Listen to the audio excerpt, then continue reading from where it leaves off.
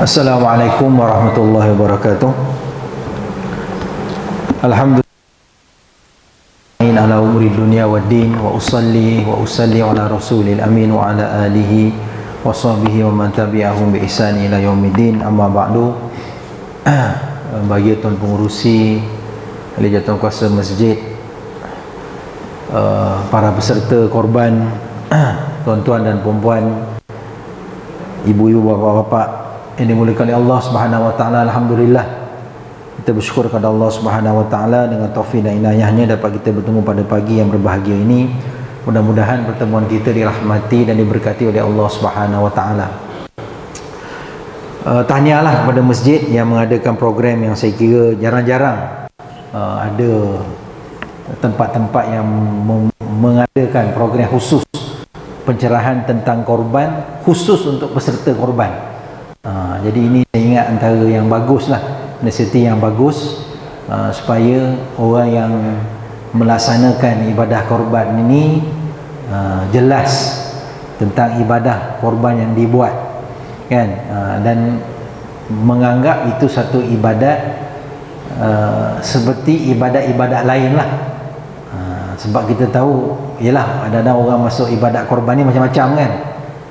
Dia ingat bila dia bagi duit kat masjid tu selesailah, kan. Okey, dia hantar kat masjid bendahari, saya bagi satu bahagian, okey, pada hari kejadian dia pun tak datang, okey, dia telefon, macam mana, dah lembu dah siap dah, nanti saya nak ambil, mungkin ada yang macam tu, kan. Okey, jadi kita nak supaya kita melaksanakan ibadah korban ni dengan rasa ibadah itu, okey, dengan rasa ini adalah ibadah, bukan sebagai satu tradisi, kan, sebagai satu tradisi yang biasa-biasa kita buat, tapi dia sebagai satu ibadah. Jadi masa yang diberi kepada saya 2 jam lah, tapi saya difahamkan bahawa saya mungkin bercakapnya mungkin tak banyak lah, tapi dibuka kepada soal jawab, itu lebih banyak, itu yang disampaikan kepada saya. Jadi saya cuba penuhilah. Kalau kita mula sekarang ni lebih kurang 5 minit, mungkin dalam 45 minit saya akan bagi pengisian tentang korban, hukum hakam dia, kan, fake korban itu, dan mungkin selebihnya masa kita bersoal jawab lah, bersoal jawab, ya. Mana yang boleh saya jawab lah, kan. Mana yang tak boleh jawab kita simpan lah, bila ada masa yang dapat jawapan nanti kita jawab. Jadi untuk mukadimah ni, pertama sekali saya ingin merakamkan tahniah lah kepada peserta, kan. Alhamdulillah Allah Ta'ala beri kelapangan rezeki kepada tuan-tuan dan perempuan untuk masuk ibadah korban ini. Mudah-mudahan Allah Ta'ala terima ibadah korban tersebut. Jadi pertama sekali saya nak sebut tentang kelebihan bulan Zulhijjah. Okey, bulan Zulhijjah. Dan kelebihan bulan Zulhijjah ni sebahagian ahli tafsir menyebutkannya berkaitan dengan ayat surah Al-Fajr. Wal fajr wa layalin ashr. Demi fajar, demi waktu fajar, dan 10. Wa layalin ashr, dan 10 hari, kan.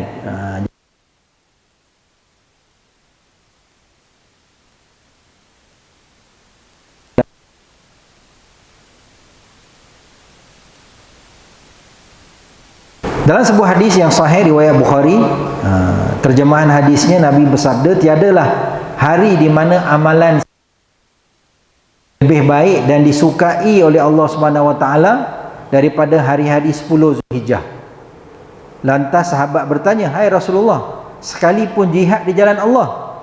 Baginda menjawab, sekalipun jihad fi sabilillah, kecuali seorang lelaki keluar dengan dirinya dan hartanya, kemudian tidak pulang daripada demikian itu. Maksudnya mati syahid.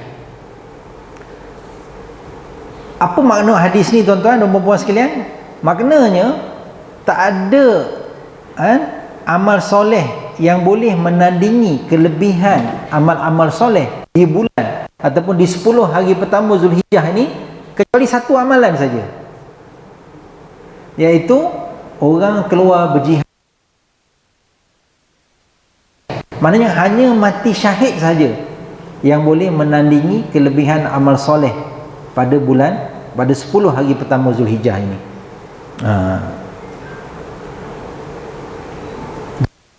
Amalan kita nak buat pada bulan 10 hari pertama Zulhijjah ni, segala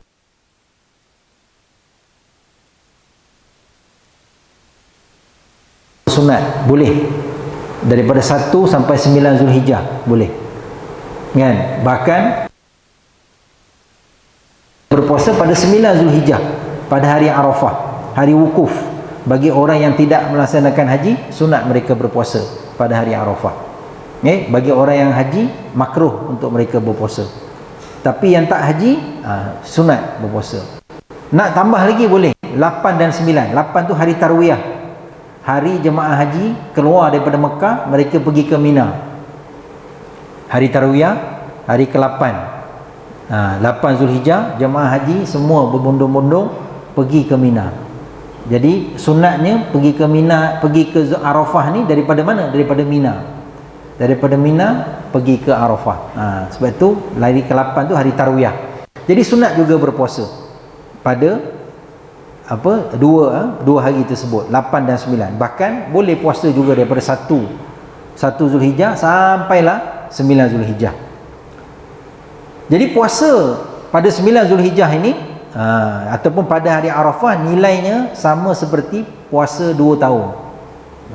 Kelebihannya, fadilatnya. Mengikut riwayat Ibnu Abbas, segala amalan yang dilakukan pada 10 hari pertama Zulhijjah akan digandakan sebanyak 700 kali gandaan. 700. Ada riwayat daripada Abu Hurairah menyebut beribadat 10 awal Zulhijjah sama seperti puasa setiap hari Zulhijjah, kecuali 10 Zulhijjah kerana hari raya dan hari tasyrik selepas itu. Dan menyamai setahun nilai pahalanya, dan qiyamul lail pada setiap malamnya menyamai malam Lailatul Qadar. Ini kelebihan.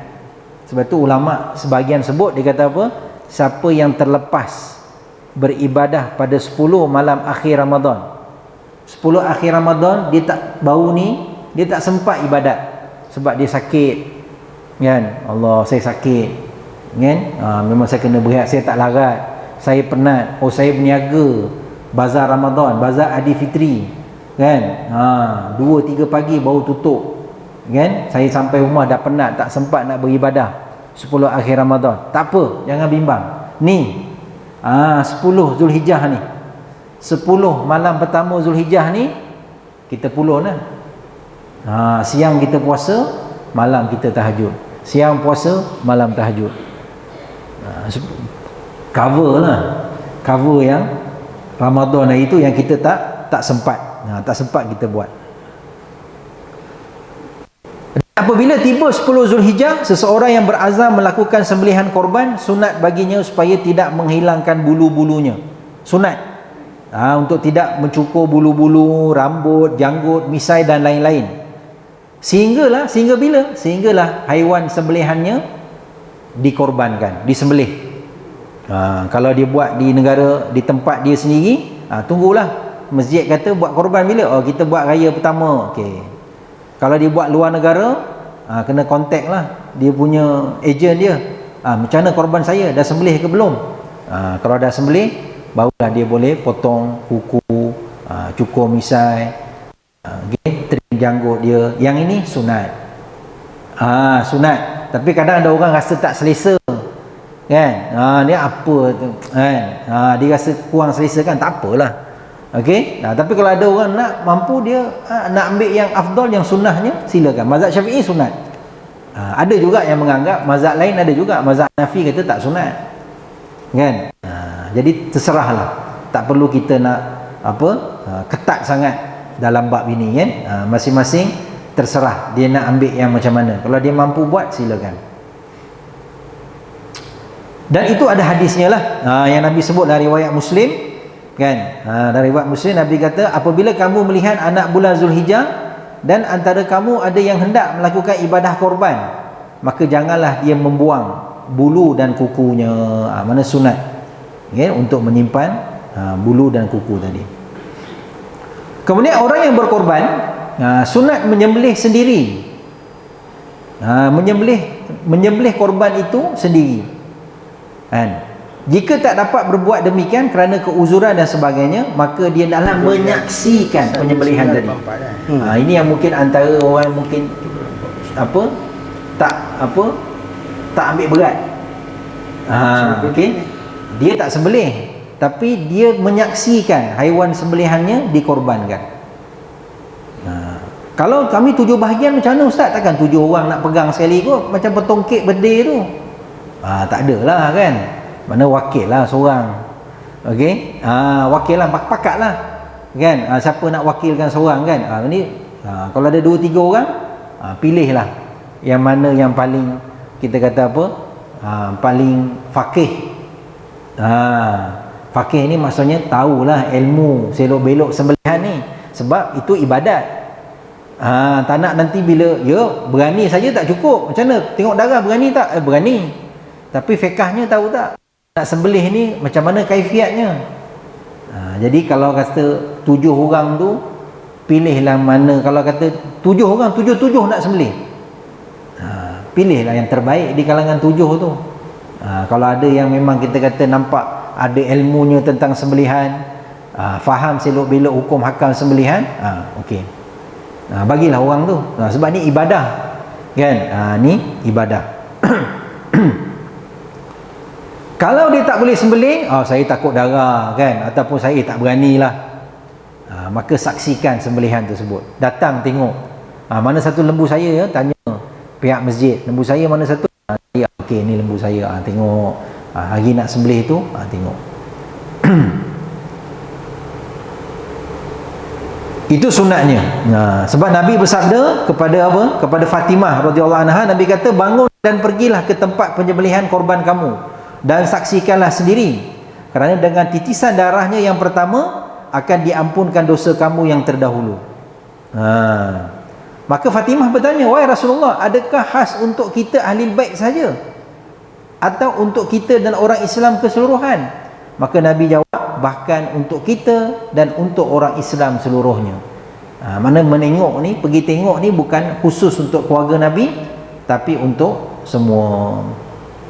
Kemudian sunat bagi pemerintah atau pemimpin orang Islam menggunakan wang Baitul Mal untuk melakukan ibadat korban bagi pihak umat Islam. Boleh kan, ambil wang daripada Baitul Mal untuk buat korban.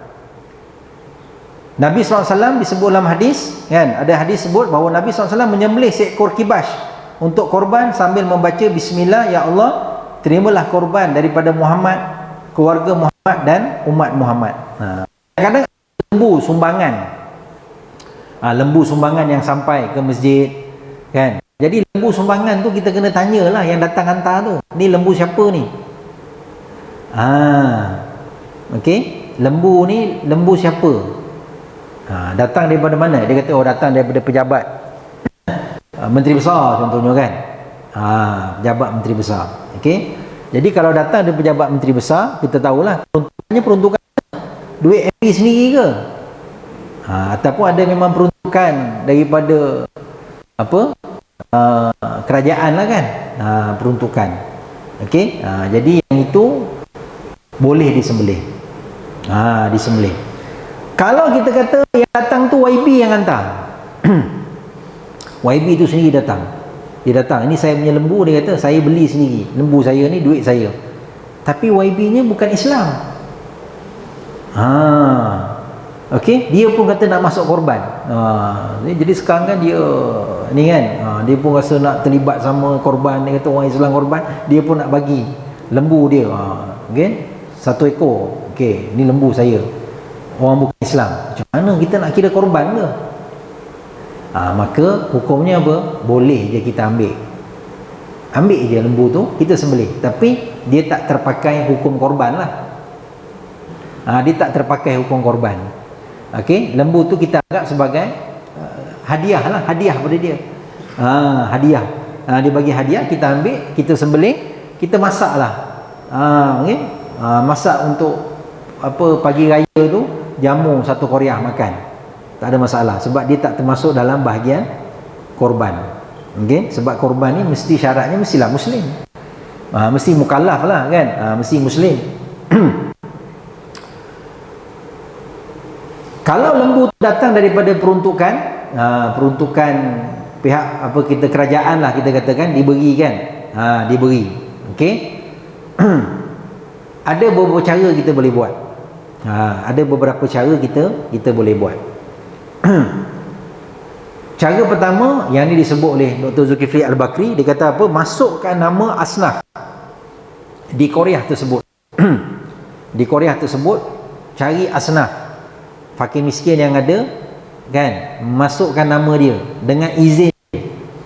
Kena minta izin dulu. Kena minta izin dahulu. Masukkan nama dia dalam korban. Jangan suka-suka hati kita masukkan ni fakir miskin, masukkan je nama dia. Sebab pada hari kejadian nanti nama dia akan disebut kan. Jadi ada fakir miskin yang jaga dia punya, ialah aib dia lah kan. Bukan semua orang suka nak pampangkan diri dia, oh saya fakir miskin. Tak semua ya. Memang ada fakir miskin yang suka kalau orang tahu dia fakir miskin, supaya dia senang dapat bantuan. Ada yang suka, ada yang suka benda tu aib, memalukan dia. Dia kalau boleh nak elak, jangan sampai orang tahu. Tak apa, aku ada kudrat, aku masih boleh bekerja, aku masih yang mana tahu tahulah, yang tak tahu tu tak payah nak hebah-hebahkan. Ada orang jaga harga diri dia.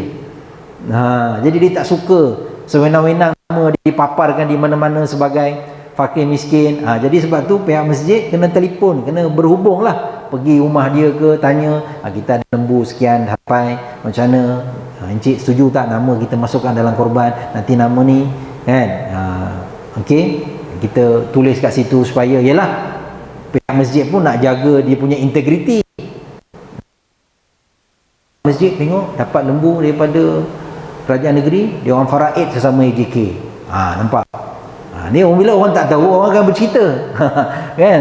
Jadi masjid pun kena telus, okey ni lembu daripada kerajaan, kita buat masukkan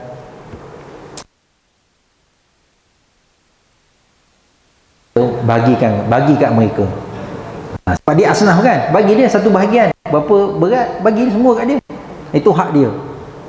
Kemudian kalau dia nak bagi jiran kawan-kawan dia, tu hak dia lah kan. Sebab kita masuk tu bahagian untuk dia, dan dia fakir miskin. Dia berhak ambil semua bahagian daripada daging tu tadi. Kalaulah tak ada miskin macam mana? Maka kita sembelih dan kita bahagikan. Okey, sembelih itu sebagai korban dan kita bahagikan kepada semualah, daripada apa kita kata, daripada ahli Korea. Ada 5 perkara yang sunat dilakukan semasa korban. Ini mengikut pandangan ulama mazhab Syafi'i. Yang pertama, membaca bismillah. Kan? Selengkapnya atau sekadar bismillah.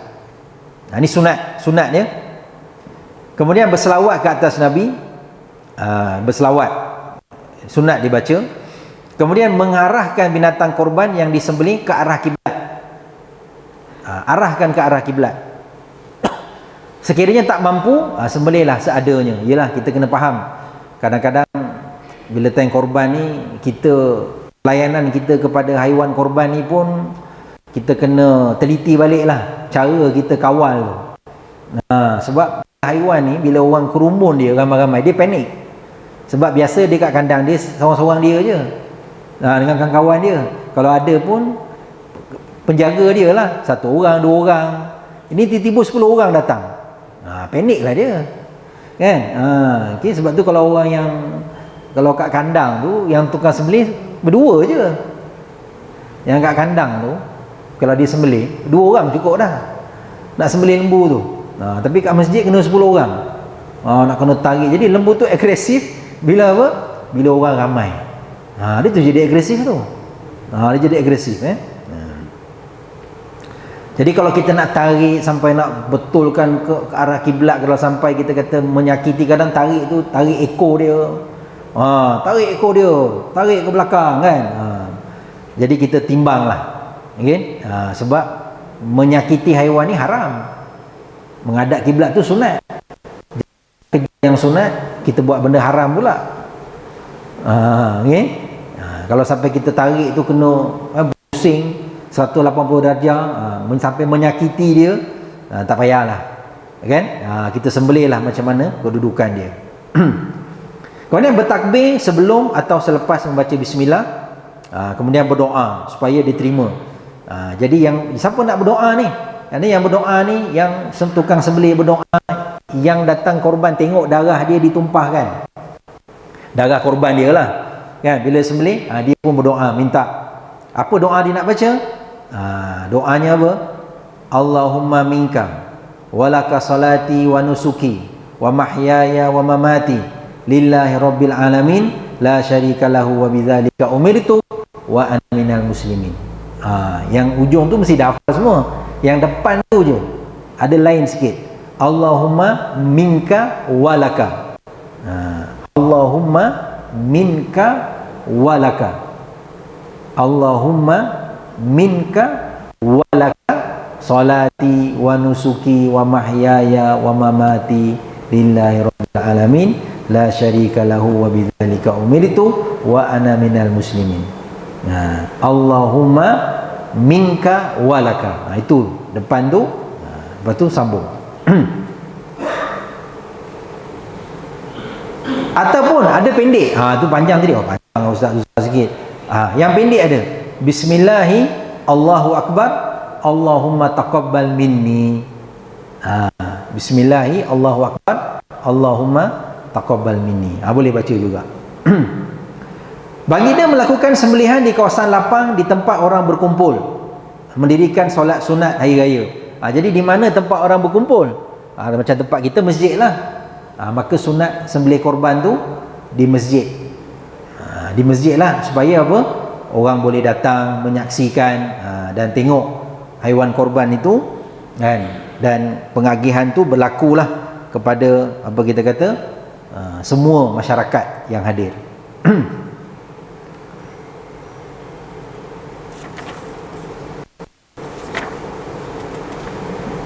Okey, kita tengok pengertian korban. Apa pengertian korban ini? Korban ini maksudnya daripada bahasa Arab ialah mendekatkan diri, iaitu mendekatkan diri kepada Allah dengan cara melakukan ketaatan, sama ada yang sunat atau yang wajib. Yang sunat ataupun yang wajib. Jadi korban itu ialah sembelihan binatang yang tertentu dengan niat mendekatkan diri kepada Allah Subhanahu Wa Taala pada waktu yang tertentu. Dalilnya apa? Dalam surah Al-Kautsar, Allah Ta'ala berfirman, fasalli li rabbika wanhar. Maka dirikanlah sembahyang kerana Tuhanmu dan berkorbanlah. Wanhar, dan melakukan korban. Jadi maksud korban dalam ayat ini adalah mengikut pandangan yang sahih, mengorbankan atau menyembelih binatang korban. Itu maksud dia. Okey. Dan hadis sebagaimana kita sebutlah, kan, hadis tentang apa kelebihan korban tadi. Jadi hukum korban ini, apa hukum korban? Pertama, hukum dia sunat muakkad. Okey, hukumnya sunat muakkad. Mana sunat yang sangat dituntut. Orang yang ada lebihan harta, tolak perbelanjaan hari raya dan hari tasyrik. Orang yang ada lebihan harta, tolak perbelanjaan hari raya dan hari tasyrik. Maknanya 4 hari ini haram berpuasa, hari yang kita kena makan dan minum. Okay? Dia ada lebihan perbelanjaan setelah tolak 4 hari ini, ada lebihan, dan lebihan itu membolehkan dia masuk bahagian korban.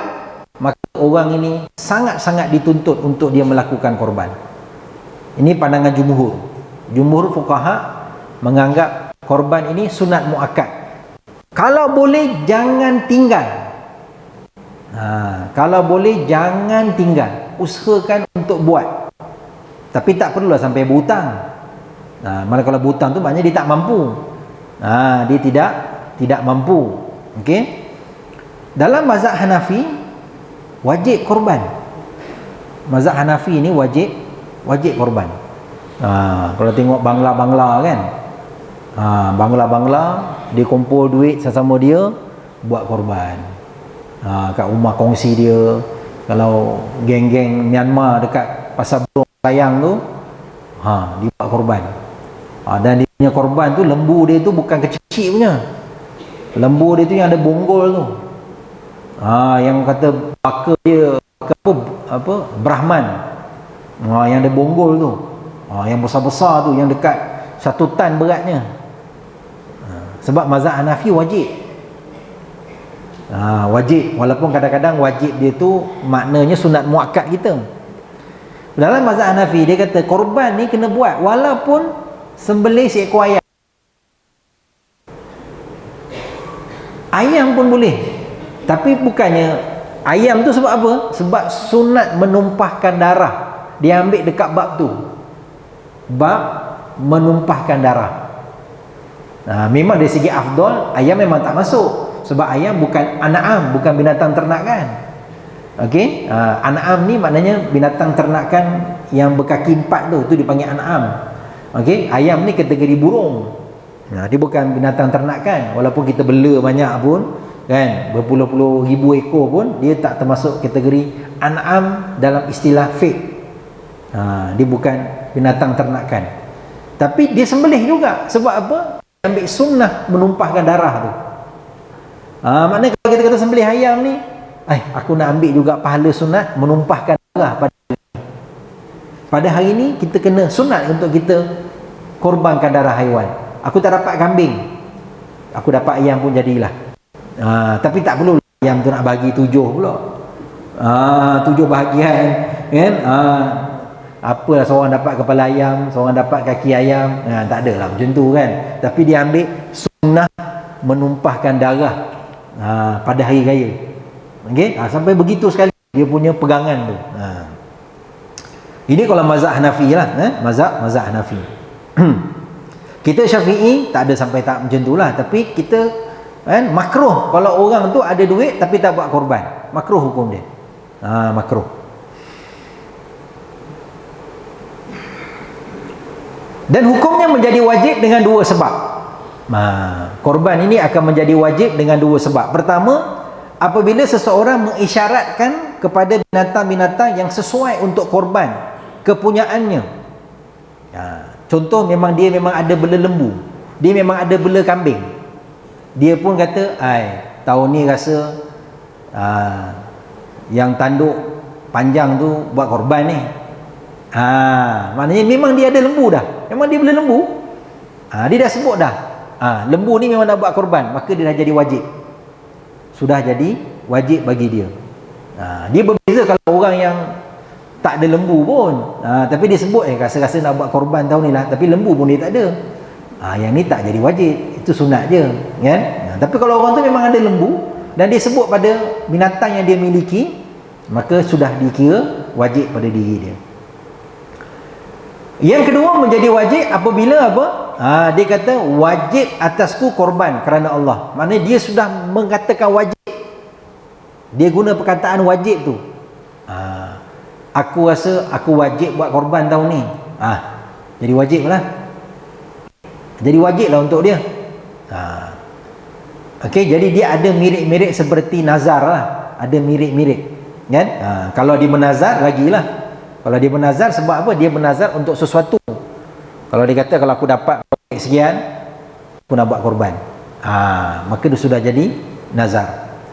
Okey? Cuma bezanya, kalau korban wajib ni, dia daging korban tu tak boleh ambil. Siapa-siapa yang masuk korban ini dengan niat nazar, okey, ataupun niat korban wajib, dia tak boleh ambil daging korban tu untuk makan diri dia ataupun keluarga dia. Tak boleh. Keluarga dia maksudnya apa? Orang yang dia tanggung nafkah mereka. Siapa yang ditanggung nafkah? Isteri, anak-anak. Siapa lagi dia tanggung nafkah? Mungkin mak ayah dia. Walaupun tak duduk sekali, mak ayah tu duduk kampung, tapi makan minum mak ayah dia kirim duit tiap bulan, bil air, bil elektrik semua ayah. Kan? Mak bapak je duduk kampung, tapi semua kos mak ayah tu dia tanggung. Maknanya tanggungan dia lah. Sebelah rumah dia adik dia duduk. Adik dia. Kau tu keluarga adik dia. Dia tanggung nafkah tak? Tak, adik dia ada keluarga sendiri. Ini tak masuk tanggungan dia. Adik dia boleh makan daging korban tu? Boleh. Sebab bukan tanggungan dia. Jadi dia tak boleh makan kalau korban wajib ya. Kalau korban wajib.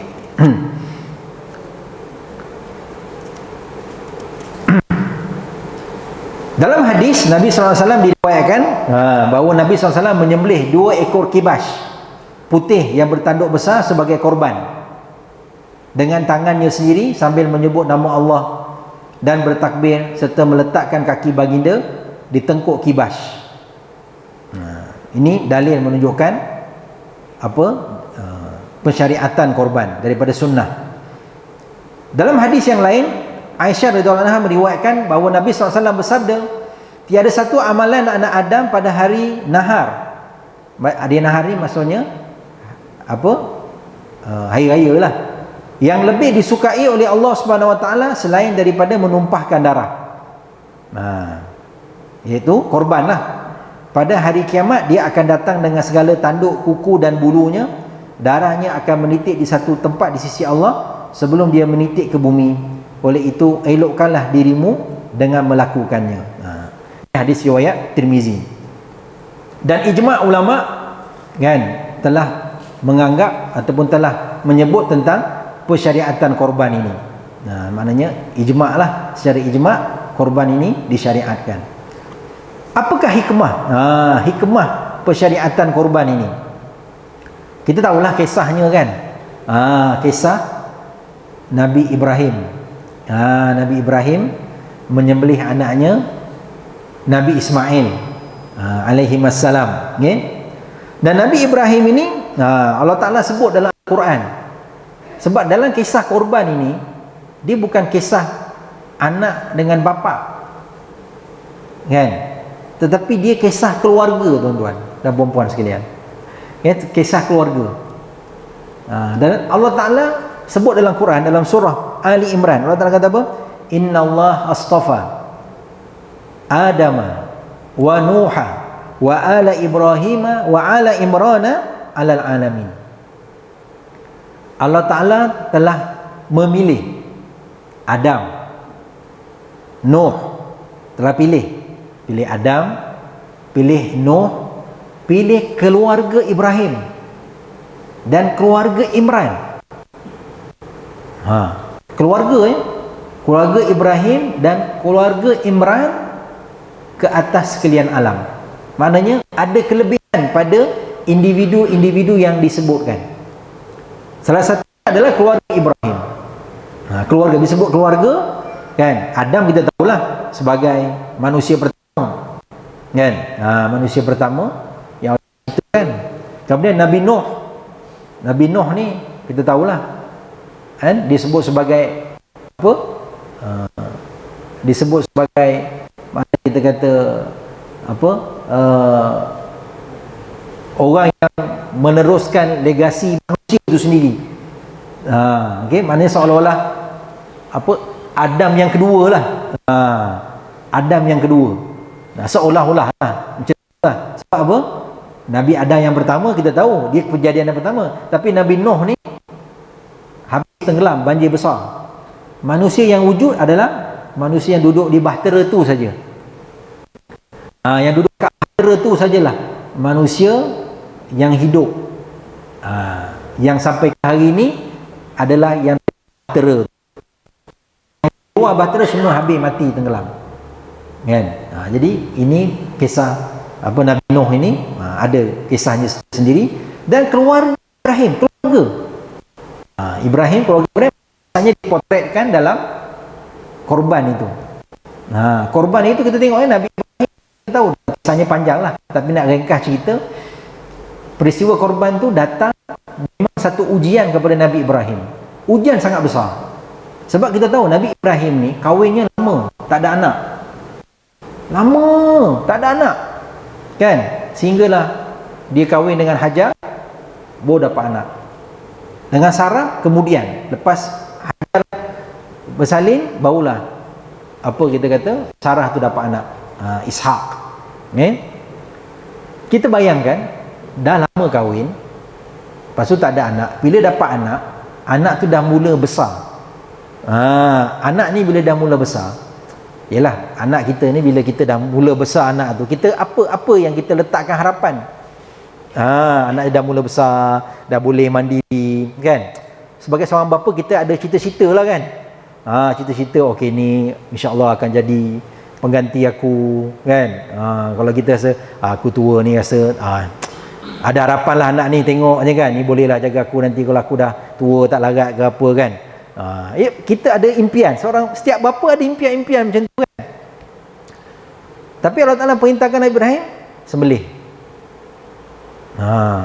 Dan mimpi tu datang bertalu-talu, berkali-kali datang mimpi tu sehingga diluahkan pada anak. Dan kita kena tahu Nabi Ibrahim bukan selalu ada bersama anak dia, tak selalu. Nabi Ibrahim ni banyak merantau untuk berdakwah. Ada riwayat menyebutkan beliau pergi sampai ke benua India. Benua India dulu ni termasuk Pakistan, Bangladesh semua itulah. Sampai ke sana dia punya wilayah dakwahnya, menyampaikan dakwah jauh, untuk menyebarkan tauhid, risalah tauhid. Sekali-sekala je dia balik. Jadi bayangkanlah, dalam masa bersalin pun tak ada. Kan, masa bersalin tak ada, kan, kita tahu kan, dapat anak, kan, anak tu kan ditinggalkan dengan isterinya di kawasan yang kering kontang. Okey, isterinya pula, Allah ni suami ni, kan, bayangkan. Lepas tu berlari-lari anak antara Safa Marwah. Lepas tu air Zam-Zam tu kita tahulah kisahnya tu, kan. Jadi keluarga ni hebat, tuan-tuan, hebat keluarga ni. Tapi bila anak nak disembelih, kan, anak kata apa? Anaknya steady je. If'al ya abati if'al ma tu'mar satajiduni insyaallah minas sabirin. Wahai bapa, buatlah apa yang kau diperintahkan. Engkau akan dapati aku di kalangan orang yang sabar. Mana anak ni dapat karakter ni? Anak ni, tuan-tuan, dia bukan selalu ada dengan bapa dia. Dia banyak masa dengan siapa? Dengan mak dia lah. Maknya Hajar, kan? Bapa sekali-sekala je datang. Masa nak buat Kaabah, ada bapaknya, kan? Lepas tu tak ada. Ni datang balik, dapat perintah untuk sembelih anak. Anak steady je. Maka ini adalah kesan didikan seorang ibu. Anaknya taat. Maknanya macam mana ibu ni mendidik anak, walaupun bapaknya tak ada, maknya kata, bapak kau bukan selalu ada kat rumah, mengetih je kat sempang. Contoh, kan? Okey. Jadi maknya positif je. Bapak kamu ni buat kerja dakwah, kerja Islam, dia Nabi, kamu mewarisi. Maknanya ucapan-ucapan itulah pada anak, kan? Sehingga anak tu pun bila bapak cakap, hormat dia, taat dia. Isteri pun tak interrupt. Betul ke abang nak sembelih anak kita? Abang tahu tak, abang kahwin lama tak ada anak. Saya ni lah, kawan kahwin dengan saya baru dapat anak, tiba-tiba abang nak sembelih. Tak ada isteri datang interrupt macam tu, buat drama pukul 7, kan? Tak ada, steady je. Ini hikmahnya besar lah. Kalau nak cerita ni panjang lah, kan? Tak ada hikmah kita nanti, kan? Jadi untuk kita apa, tuan-tuan? Untuk kita belajar dari keluarga ni. Keluarga Ibrahim ni, ini keluarga contoh, kan? Maknanya hebat keluarga ni, untuk kita ambil pelajaran. Dan antaranya lain juga adalah apa? Ibadah korban ini adalah mengandungi sifat apa? Tolong. Sifat untuk kita menyantuni golongan-golongan yang lemah. Mustada'afin, memberi makan kepada orang miskin. Dia menzahirkan rasa syukur sebab ada rezeki untuk kita buat korban. Alhamdulillah, walaupun keadaan ekonomi tak berapa okey, orang duk sebut mengeluh, harga korban masjid sana, mahal 850, sini 900, terus kan, semua tempat naik harga kan. Tapi naik harga pun kita masih mampu lagi, ada lagi rezeki Allah Ta'ala bagi untuk buat korban. Alhamdulillah kan. Alhamdulillah. Kata-kata kita tanya masjid-masjid yang kita kenal, dia punya bilangan korban dia tak menurun. Dia pada sama je macam tahun lepas. Maknanya alhamdulillah kan. Syiar tu masih ada lah. Ni terkait juga orang yang apa, yang nak buat korban. Mana dia nak buat korban, kat mana afdal dia buat korban, buat di luar negara ke ataupun di dalam negara. Afdal korban di tempat kita. Bahkan apa, hukuman ataupun tuntutan sunat muakkad itu menjadi kuat. Tuntutan sunat muakkad itu menjadi kuat sekiranya di Korea kita ni tak ada langsung orang buat korban. Korea kita ni, katalah Masjid Nurul Yakin ni, tak ada langsung seekor lembu pun tak ada. Sebab apa? Semua pakat buat luar negara. Bangladesh, India, Indonesia, Kemboja, Palestin. Maka sunat muakkad tu jadi tuntutan lebih kuat di Korea ni. Walaupun Korea ni katalah kita punya lembu korban tahun ni pesertanya 20, tapi kena buat 1 ekor sini sekurang-kurangnya. 19 tu nak hantar kat tempat lain pun hantar lah, tapi seekor tu kena buat kat Korea kita. Sebab ini syiar, ini syiar umat Islam. Syiar ini penting tuan-tuan. Syiar ni menunjukkan bahawa orang Islam ada izzah, orang Islam ada kat situ. Orang Islam tu ada di situ, dan itu dia punya simbol kewujudan dia. Apa syiar ni tuan-tuan? Syiar ni, antara syiar ni puasa Ramadan ni syiar. Puasa Ramadan tu memang kena zahirkan. Kena zahirkan, buat banner, buat majlis iftar, buat solat tarawih, zahirkan. Apa lagi syiar? Syiar harian kita, solat berjamaah, syiar. Azan tu syiar. Azan tu syiar. Ada setengah-setengah tempat kadang-kadang bila dia buat kuliah, adalah setengah-setengah tempat saya pergi bila buat kuliah, kadang-kadang bila ustaz tu bagi kuliah, dia kata tak apa ustaz terus je, isyak kita tak berhenti. Dia tak azan, nanti dia terus komat je. Jadi ini kalau ikut guru saya kurang baik lah. Sebab apa? Kita dah menghapuskan satu syiar Islam. Kita dah menghapuskan satu syiar. Sedangkan azan tu syiar. So bila azan tu berkumandang, orang tahu orang Islam ada sini, kan? Dan dia akan menunjukkan kewujudan masyarakat Islam. Ada azan ni, orang Islam tahu, ni ada azan, itu mesti tempat orang Islam. Sebab tu bila kita pergi luar negara pun, kita akan cari masjid, terutama tempat yang kita pergi itu bukan negara Islam.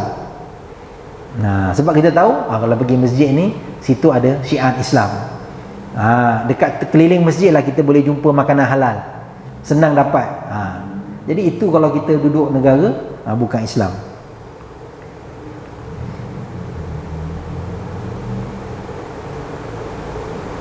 Dan korban ni juga apa dia? Melahirkan akhlak yang terpuji. Maksudnya apa? Sifat dermawan. Kita nak derma, kita nak infak, tolong orang susah, tak ada masalah, kan? Itu bagus, kan? Bagus.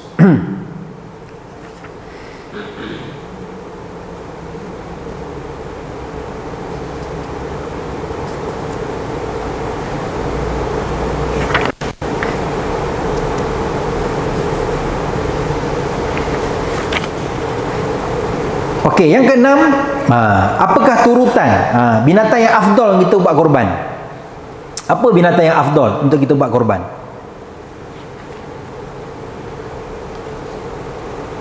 Imam Syafi'i berkata, yang paling afdal adalah yang paling banyak nilai.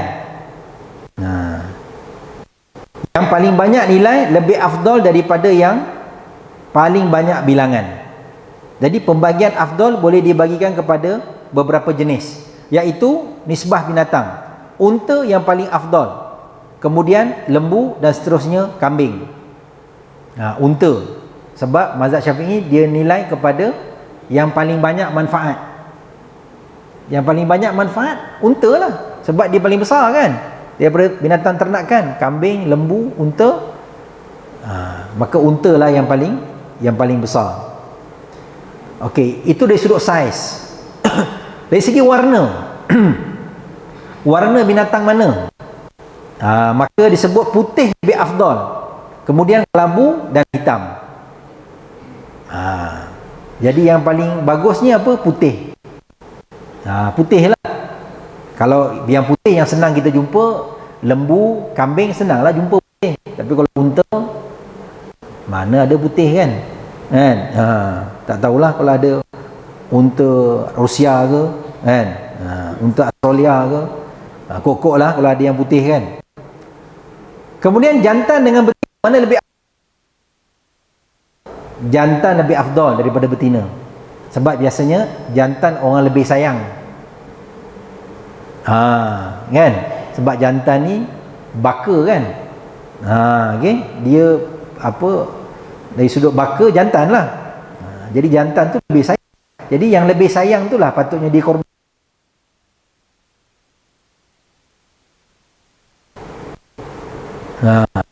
Jadi itu dari sudut turutannya lah. Turutan binatang korban. Okay.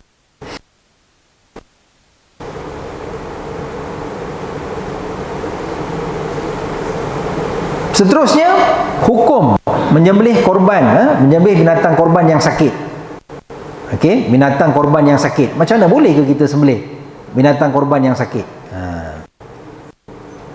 Binatang ternakan ni dia mestilah mempunyai ataupun binatang ternakan mestilah tidak mempunyai kecacatan yang boleh mengurangkan dagingnya. Okey, jadi yang boleh mengurangkan daging tu kita elakkan.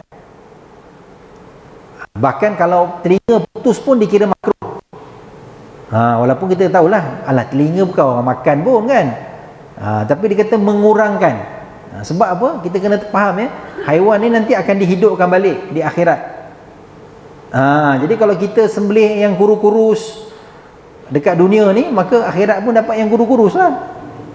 Kalau kita sembelih yang gemuk-gemuk kat dunia ni, di akhirat pun dapatlah yang gemuk-gemuk. Kan? Disebut dalam perbincangan fiqh, dia kata apa?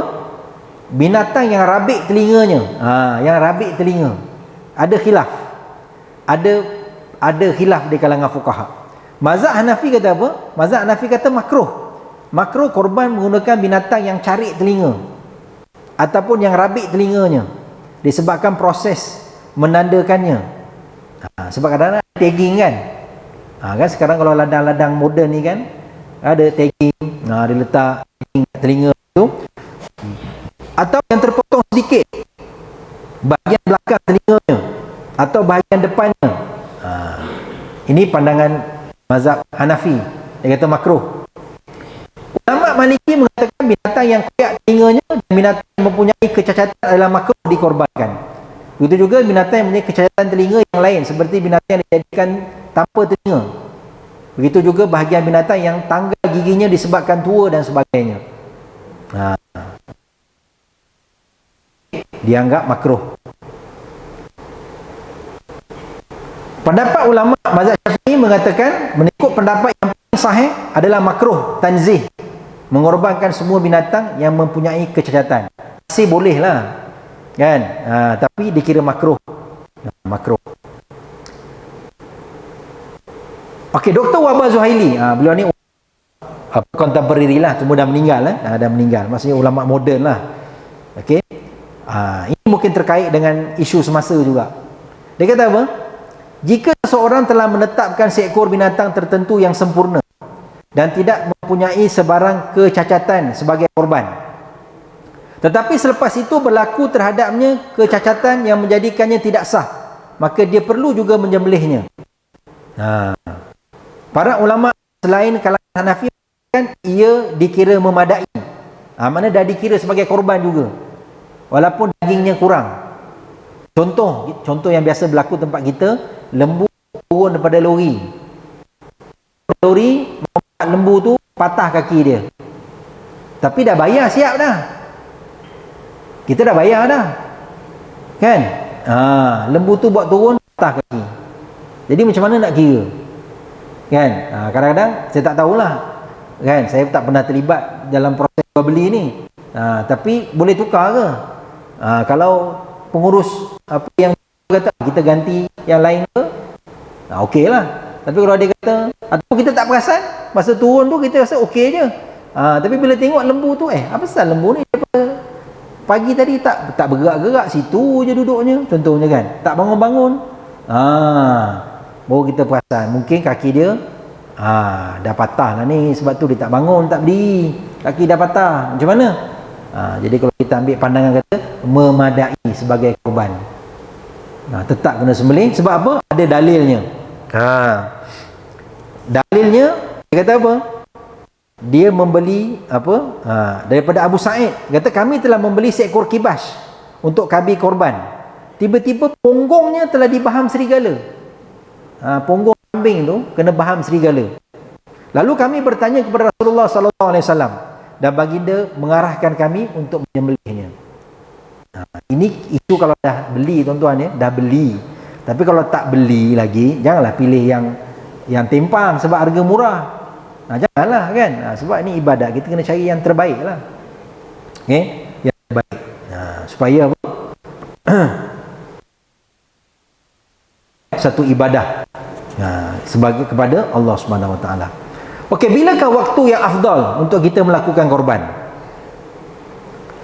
Okey, waktu korban ni dalam mazhab kita bermula setelah selesai khutbah dan sembahyang hari raya. Okey. Maknanya sekadar sempat ditunaikan 2 rakaat sembahyang dan 2 khutbah. Itulah bermula waktunya. Sebab waktu solat hari raya tu waktu duha. Waktu duha ni lebih kurang 28 minit selepas matahari naik. Setengah jam lah. Setengah jam selepas matahari naik. Sekarang matahari naik, terbit matahari lebih kurang 7-5 minit. Lebih kurang lah. Tambahlah setengah jam. 7.35. Okay? 7.35 maknanya sekarang rata-rata masjid kalau hari raya korban, mereka akan buat dalam pukul 8 pagi biasanya dah start dan solat hari raya 8 pagi, sebab nak cepat menguruskan korban. Sebab kalau mula lewat nanti habis kena pula tempat apa okey kan, berpanah-panah dan sebagainya. Jadi biasanya di tempat kita ni dicepat buat. Sebab budaya kita Nusantara ni, kita biasa korban semua buat di masjid. Tapi kalau orang Arab, dia korban setiap rumah buat di masjid. Orang Arab ni korban di rumah. Setiap keluarga sembelih seekor kambing. Setiap keluarga. Jadi korban pun dari sudut mengambil bahagian dalam korban ni, tak mesti setiap orang bahagian. Tak mesti setiap orang kena ambil bahagian.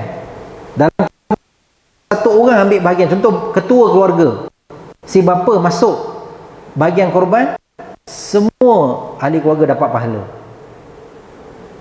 Semua. Okey? Jadi tak perlu semua nak kena masuk nama.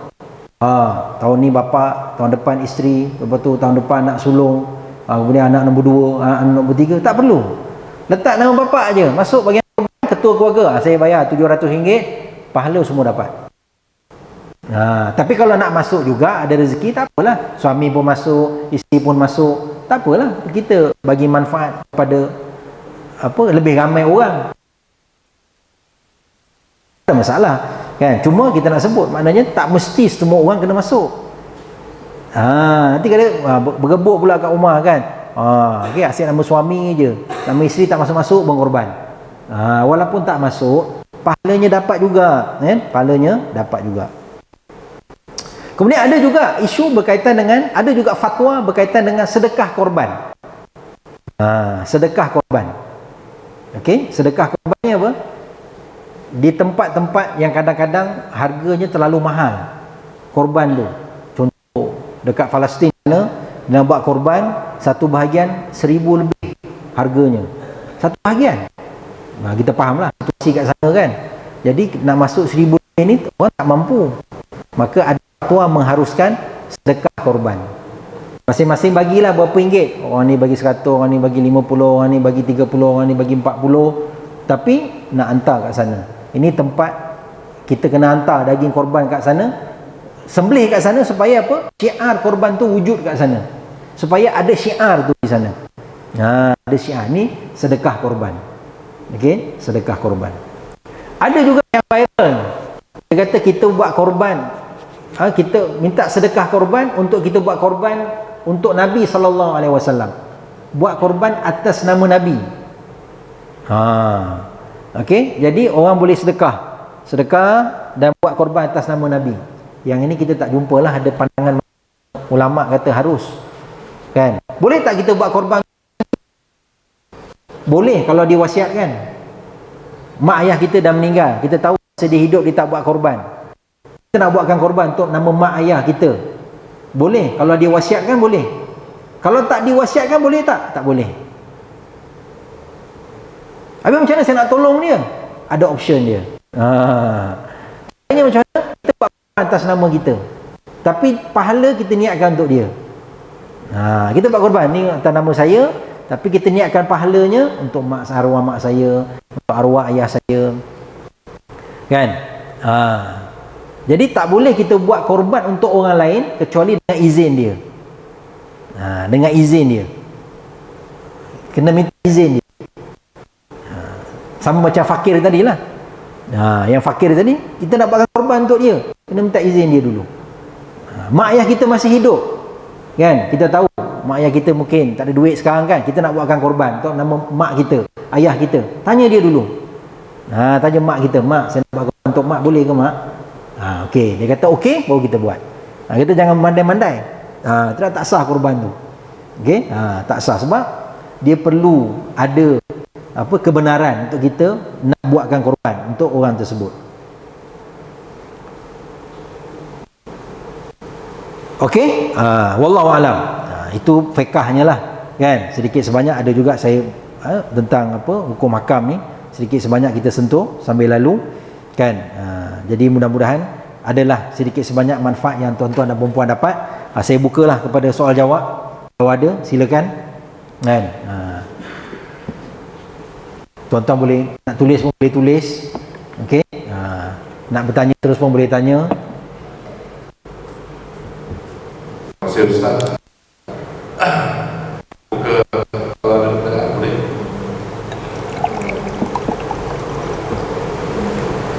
Assalamualaikum Ustaz. Minta saya terangkan lagi sekali, iaitu jika orang yang ambil bahagian dalam berkurban, sunat tidak bercukur, potong kuku dan sebagainya, dan bila boleh beliau potong kuku dan bercukur, bila tempoh bergabungnya. Terima kasih Ustaz. Okey. Terima kasih atas soalan tersebut. Okey, sunat bagi orang yang masuk dalam ibadat kurban ini untuk tidak memotong kuku, bulu-bulu dan rambut yang ada pada tubuh badan dia. Okey, jadi bila masa dia boleh bercukur dan memotong kuku? Selepas haiwan korban sembelih. Jadi dia datang masjid bawa ketik kuku siap-siap, mana lembu saya?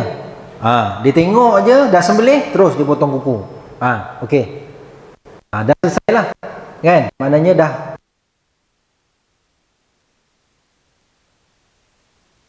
untuk potong kuku, gunting rambut dan sebagainya. Okey.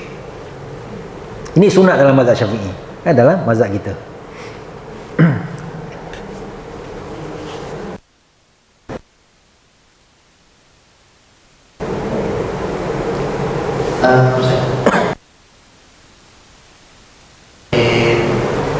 Untuk pembahagian daging untuk peserta lah khususnya, ada setengah tempat peserta tu dia akan dapat juga bahagian dia. Ada yang letak 2 kilo, 3 kilo sebagainya. Tapi ada yang juga dia apa ni, pembahagian itu tak termasuk tulang organ dalam, dan bahagian lagi ada tempat-tempat yang lain ada yang termasuk. Jadi sebenarnya pembahagian itu macam mana, saya tak seperti jelas. Okey, masih ada soalan tu. Okey, pembahagian, kita isu pembahagian ni pertama sekali, peserta korban, katalah satu orang tu kan dia masuk korban kan, dari segi afdalnya pembahagian itu 1/3 kepada empunya bahagian, 1/3 kepada fakir miskin, 1/3 lagi kepada kejiranan dan ialah orang lain lah kan, kalau kita kata ahli Korea lah kan.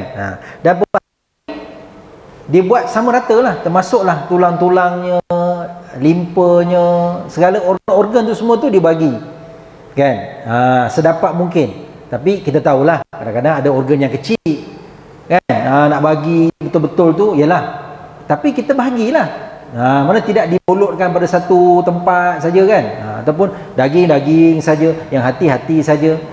Mana semua orang dapat bahagian, tulang-tulang pun dia dapat dibahagikan dengan pembahagian seperti itu. Dan pembahagian 1/3 ni yang afdalnya macam itulah. Katalah orang masuk korban, dia tak bagi, saya kata saya punya bahagian 1/7, ialah 1/7 semua bahagian saya nak ambil, boleh tak? Boleh, tak ada masalah. Dia buat balik rumah, dia tak agih pun, dia simpan makan 3 bulan, tak ada masalah. Tak ada masalah. Sah korban, sah. Dapat pahala korban, dapat. Cuma dia hilang yang afdal lah. Dia suka afdal, daging tu bagilah pada fakir miskin kan. Okey. Jadi kalau kita pergi dekat negara Arab, daging korban tu disimpan kat rumah je, dia sembelih kat rumah dia, dia makan keluarga dia lah, masak keluarga dia, seekor kambing kan, memang cukup untuk keluarga dia lah kan. Okey, tempat kita ya kita bagi sebab kita lembu kan, memang kita bagi-bagi. Jadi afdal kita bagi dan sama rata. Tulang-tulang, hati-hati semua kita boleh bagi. Tapi kalau tak dapat pada semua, tak apalah, tapi kita bagilah. Sebab kita tahulah ada organ-organ tu mungkin kita potong-potong tu memang tak akan dapat lah setiap plastik kita nak bagi tu kan. Daging tu berapa kilo kan, tapi yang daging dan tulang tu memang kita kena bagi sama. Okey, yang organ tu mungkin sebab faktor-faktor dia tak besar sangat kan, tapi kita bagikan setakat yang boleh.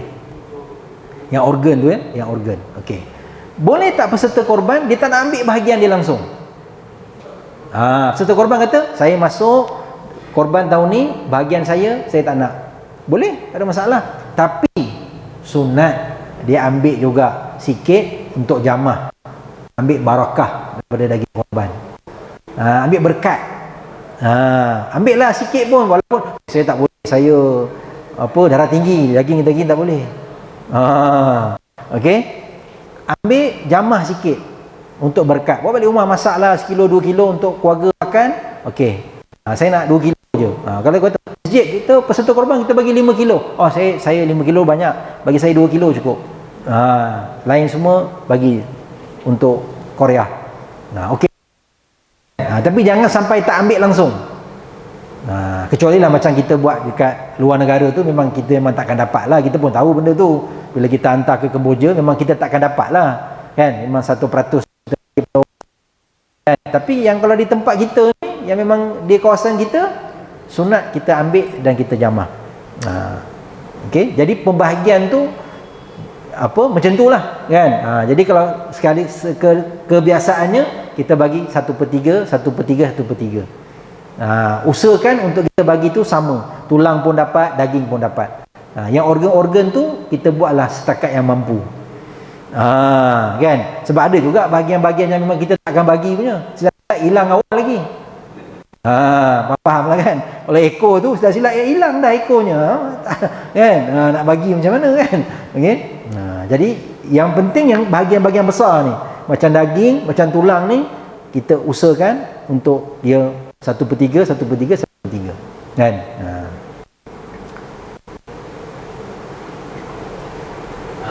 Assalamualaikum warahmatullahi wabarakatuh. Waalaikumsalam warahmatullahi. Dua soalan. Ya. Macam soalan yang tadi tu, bahagian 1/3, 1/3, 1/3. Adakah ada keperluan untuk kita maklum, contohnya beratnya 300 kilo, mestilah menempati 1/3 itu 100 kilo, 100 kilo, 100 kilo, ataupun boleh dibuat secara ringan. Contoh macam soalan Sariwan tadi, 1/3 tu kadang dapat 2 kilo, ada dapat 3 kilo. 2-3 kilo tu kadang-kadang tidak menepati pun 1/3, dan daripada 1/3 tu jadi 1/7. Kadang mungkin kurang daripada itu. Adakah menjadi satu kesalahan? Soalan pertama.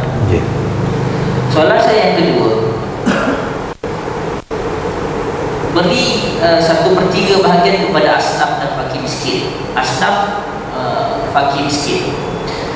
Adakah ia menjadi wajib atau sekadar afdal? Afdal ni kalau tak buat tak apa, kita mesti ikut asnaf. Dan yang tadi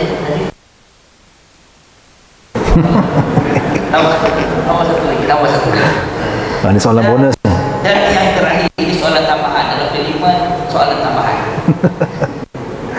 Soalan tambahan, apakah hukum kita sembelih lembu dan habis sembelih tu pisau terlepas, sembelih sambung?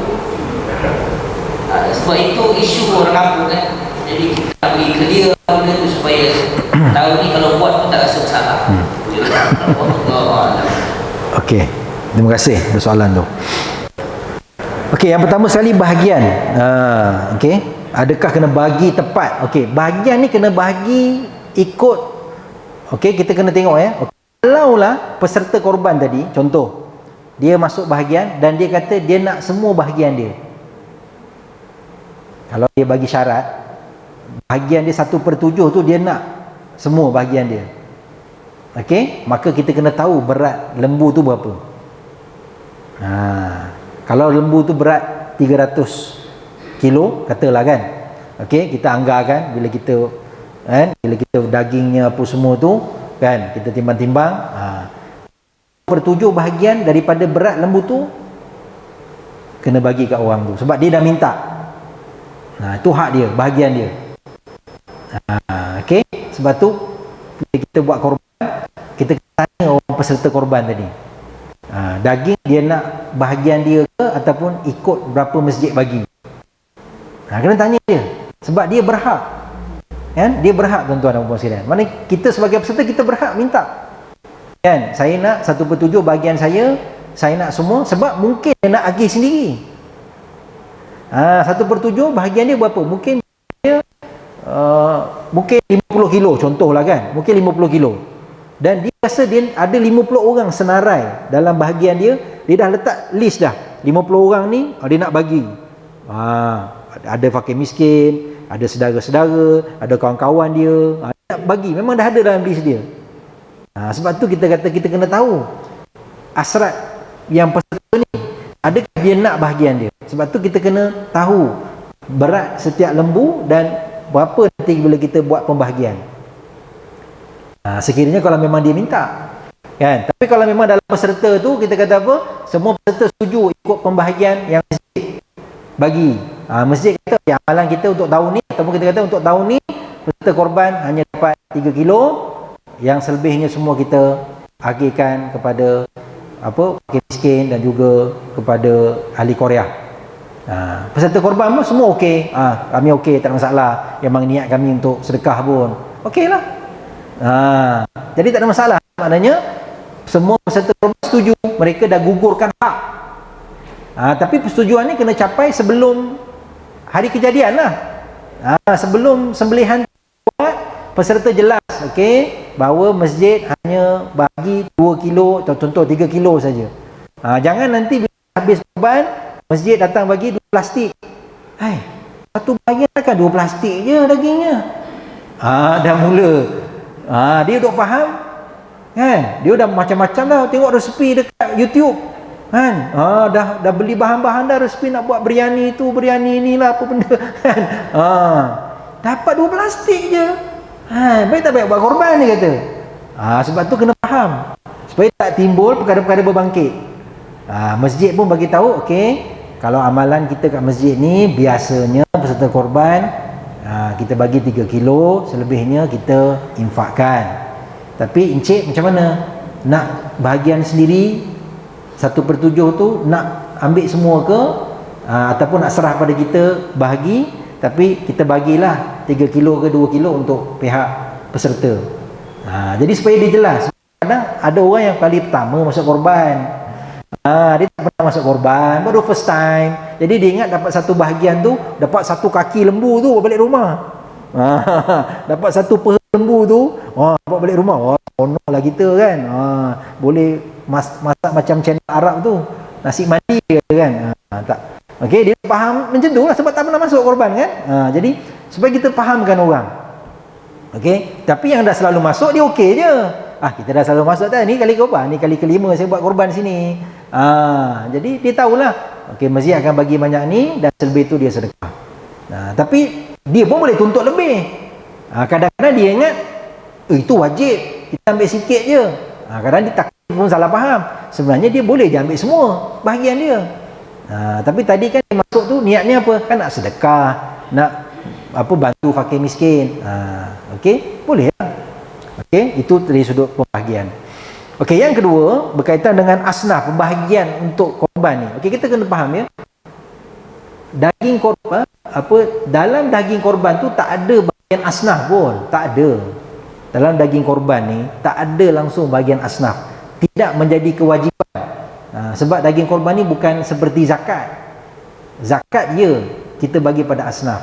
Tapi daging korban ni afdalnya kita bagi kepada fakir miskin. Kita santuni semua orang rasa. Dalam Korea ni ada fakir miskin pun dapat. Dan bukan mesti dia dapat lebih pun. Pembahagian tu ikut budi bicara pihak masjid sendiri. Masjid nak bagi macam mana. Okay? Dan ada alasan-alasan dia lah, contohnya kan. Adalah alasan-alasan dia kan. Contoh dia kata, daging korban ni kita bagi fakir miskin kita bagi 0,5 kilo. Ahli Korea kita bagi 1 kilo contohnya kan. Kenapa masjid buat macam ni? Bagi fakir miskin lebih lah kan. Mungkin masjid ada alasan dia sendiri.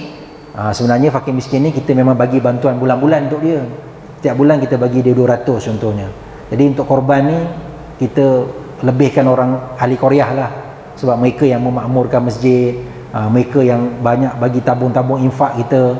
Jadi kita bagilah pada orang Korea. Mungkin lah itu contoh lah. Itu contoh alasan yang saya reka lah kan. Contoh kan. Tapi kalau nak bagi fakir miskin 1 kilo Korea 500 saja. 500 gram, 0,5 kilo pun boleh, tak ada masalah, ada justifikasi kan. Jadi kita suruh tadi kan, kita bagi tadi kan afdalnya 1/3.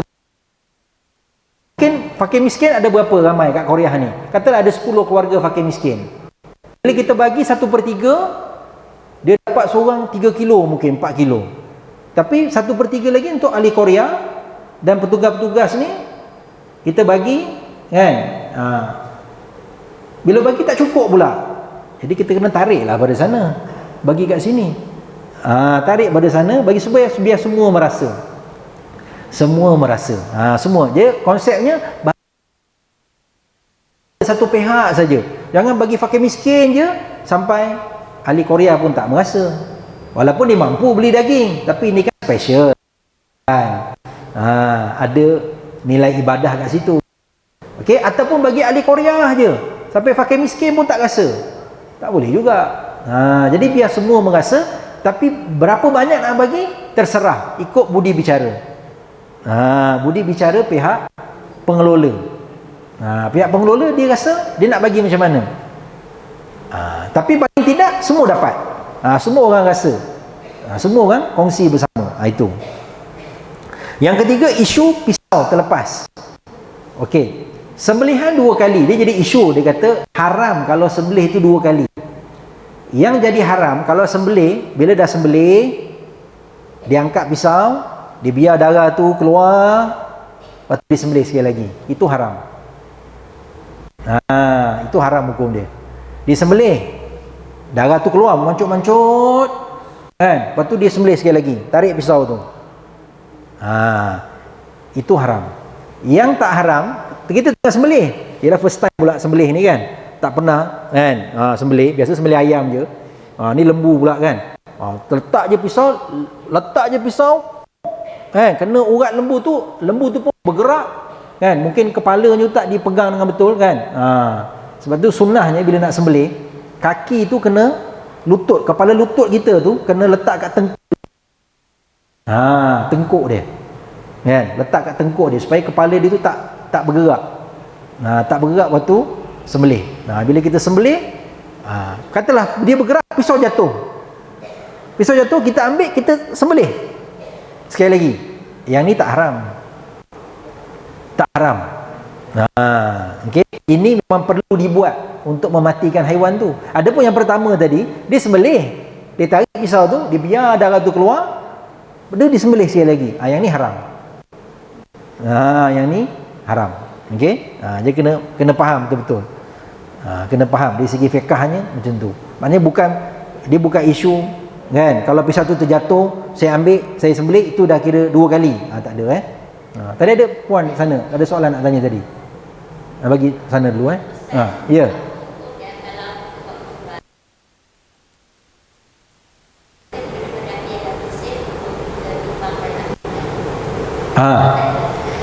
Okey, apa hukumnya sembelih di pusat persembelihan? Hukum korban tu sah. Okey, tak ada masalah.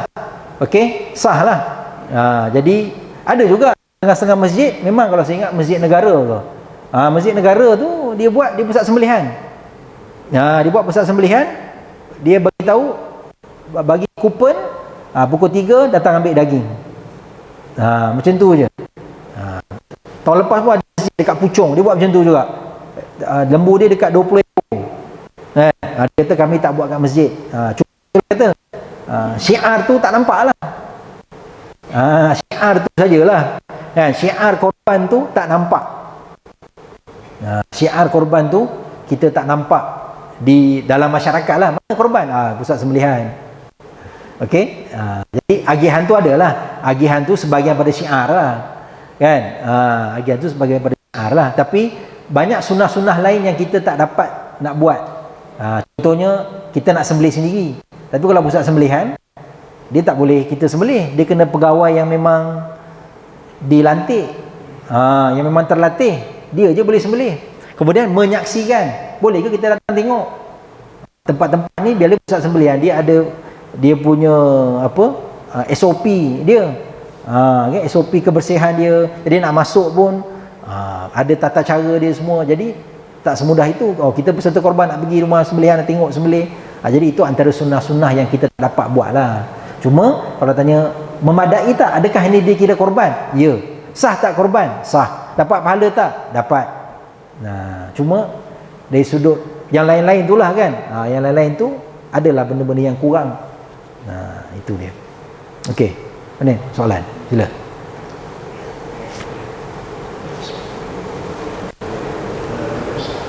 Saya cuma nak tambah tadi yang nak tanya yang pasal tata cara penyembelihan tu kan. Kalau jelaslah kalau pisau tu tempas pada tangan. Kalau pisau tu dia taluk tu saya tak tajam kan. Ya. Sama juga. Sama juga. Kan? Kalau pisau tu tak tajam, standby orang ambil satu pisau lagi. Sebab benda tu bukan disengaja kan. Dia kena faham yang kata 2 kali ni yang disengaja. Dia tarik pisau, bagi darah tu keluar, lepas tu tarik sekali lagi. Yang ni yang tak sah ni. Yang ni yang haram ni. Yang ni kita tarik, tak load pula. Apa pasal ni? Keluar darah sikit je. Rupanya terbalik. Tak kena kat mata dia. Yang bagian belakang tu pula dia gunakan. Memanglah. Jadi kena betulkanlah pisau tu. Tarik. Barulah. Okey. Dia syarat putus ni 2 urat saja. Kan? Dia urat halkum dengan urat marih. Okay? Jadi halkum ni saluran pernafasan. Kan? Marih tu makanan. Jadi dua-dua kena putus. Sebab dia urat tu dia duduk selari. Halkum belakang dia marik. Dia macam ni. Kalau kita kata ni halkum kat bawah, marik kat belakang. Jadi bila dia sembelih halkum ni, tarik ke belakang, marik kiri kanan warjain. Dua-dua tu pun akan putus sekali. Dia akan putus sekali. Kalau unta disembelih berdiri, tak baring kan. Unta kat Malaysia je orang tumbang kan. Pening kepala unta tu. Kan? Unta ni sembelihnya, sebab tu nahar tu adalah sembelihan unta. Unta ni disembelih berdiri. Kan? Tukang sembelih pun berdiri, unta pun berdiri. Okey, cara ditambat unta macam mana? Diikat kaki sebelah. Kaki unta tu, dia ambil salah satu kaki dia, kan? Dia lipat lutut unta tu, dimasukkan ikal. Ikal tu tuan-tuan, ikal tu yang Arab pakai atas kepala, serban dia tu. Dulu kan Arab naik unta, kan? Jadi ikal tu sebenarnya handbrake unta dia. Bila dia naik unta, handbrake tu letak atas kepala. Bila dia parking unta dia nak berehat, handbrake tu dia ambil, dia lipat kaki unta, dia masukkan handbrake tu kat bawah. Jadi unta tu bila dah terlipat kaki dia, masuk tali tu, dah tak boleh turun. Jadi unta tu akan berdiri dengan 3 kaki saja. Nak berjalan tak boleh. Nak berjalan memang tak boleh. Nak melompat pun tak boleh. Dia akan, itulah, dia tak payah tambat macam lembu kena ikat kat pokok, tak perlu. Dia itu je, letak je macam tu. Unta tu memang berdiri situlah. Jadi bila dia nak bergerak, tarik je tali tu, kaki dia pun turun. Jadi bila dia nak sembelih, diikat je macam tu tadi, dia ambil pisau. Sebab tu pisau sembelih unta ni dia kena tajam dua-dua. Bilah dia kena ada dua-dua. Dia tak macam pisau sembelih lembu. Dia mesti runcing, tajam, dan bilah dia kiri kanan. Okey. Jadi dia akan sembelih dia kat bahagian tengkuk ataupun leher yang bawah. Bukan kat atas. Yang dekat dada tu. Okey, dekat bahagian dada tu dia akan cucuk, laju dia buat. Dia akan buat laju. Cucuk, tolak kanan, tolak kiri. Dah. Habis lah, matilah unta tu. Darah terburai keluar darah dia semua. Itu an-nahar. Nahar tu kaedah sembelihan khusus bagi unta. Jadi bila unta datang Malaysia, dia pening tengok orang Malaysia semua pakat-pakat nak tumbangkan dia. Kan? Ya, ada lagi soalan? Ya. Ya.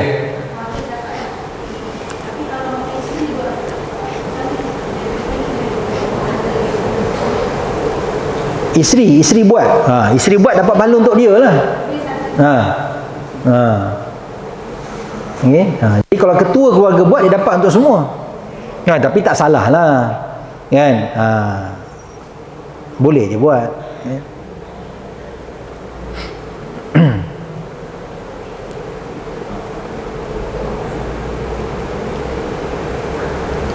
Terima kasih Ustaz. Ada tambahan sikit. Ada kita dengar cakap orang, bila kita buat akikah ataupun berkorban, di akhirat nanti menjadi binatang tunggangan kita. Adakah cakap ini benar? Okey, terima kasih pada soalan tu. Memang ada hadis lah sebut kan, tentang bahawa haiwan tadi tu, terutama korban lah. Korban itu memang akan jadi tunggangan kita di akhirat.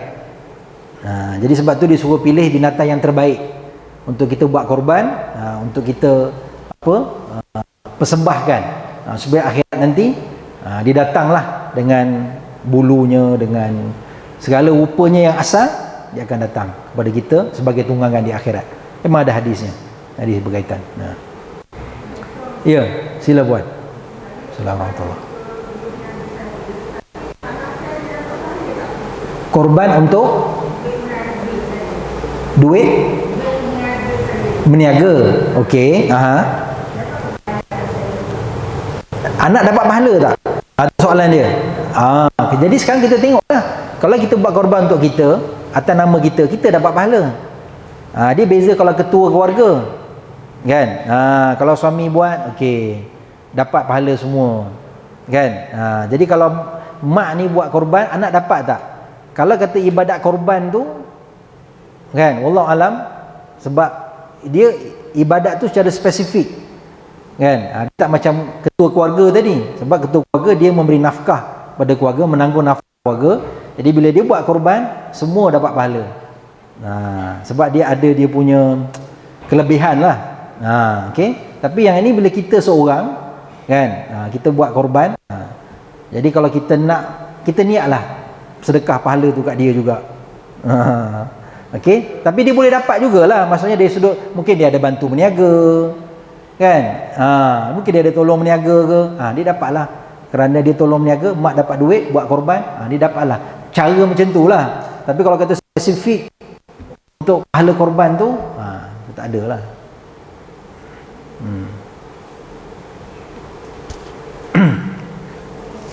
Ya. Ya, boleh.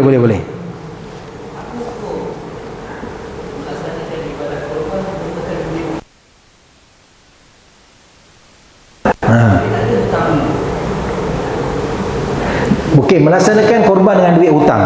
Okey, hutang untuk ibadah ni memang ada isu lah. Ada ulama bincangkan juga.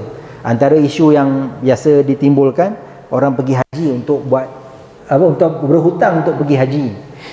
Kalau hutang tu hutang yang boleh diurus. Sebab ada hutang yang boleh diurus, ada hutang yang tak boleh diurus. Kita kena faham lah, kan? Sebab tu hutang ni bukan semua hutang tu mudarat.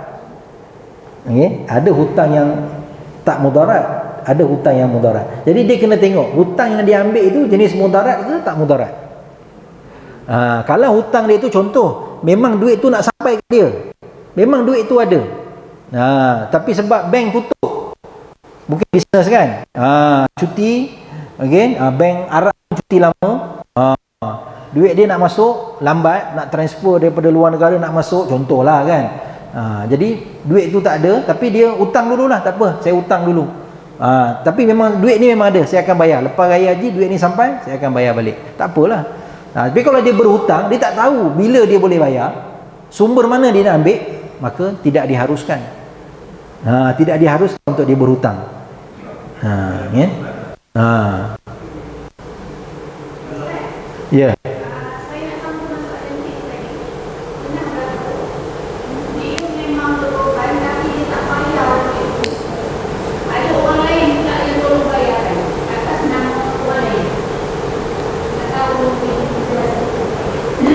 Okey, orang ni masuk korban, dia tak bayar langsung, orang lain tolong bayarkan. Dia minta izin tak dengan orang tu? Tak minta izin.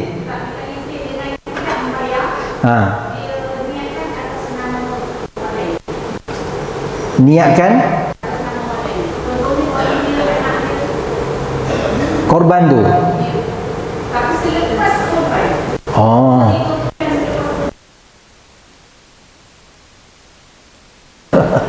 Kan? Okey, jadi hutang tu dah berlaku dan korban pun dah berlaku. Hutang tak bayar. Kan? Jadi orang ni bayarkan hutang tapi niatkan korban untuk orang lain, macam mana pula? Dia dah bercelaru dah. Kan? Jadi kita tengok apa, tak sah lah korban tu. Kan? Sebab pertama hutang, bila hutang kita wajib bayar. Bila tak bayar, orang lain pula bayar kan. Jadi yang selesai hukum hutang tu. Hukum hutang selesai. Hutang tu tetap sah dibayar oleh siapa pun sah. Yang tak sahnya korban tu. Korban tu tak sah lah. Tapi yang dah bagi tu dah selesai lah. Kan?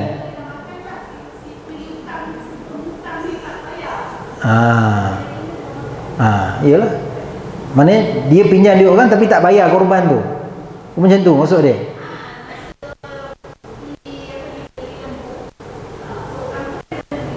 Ya.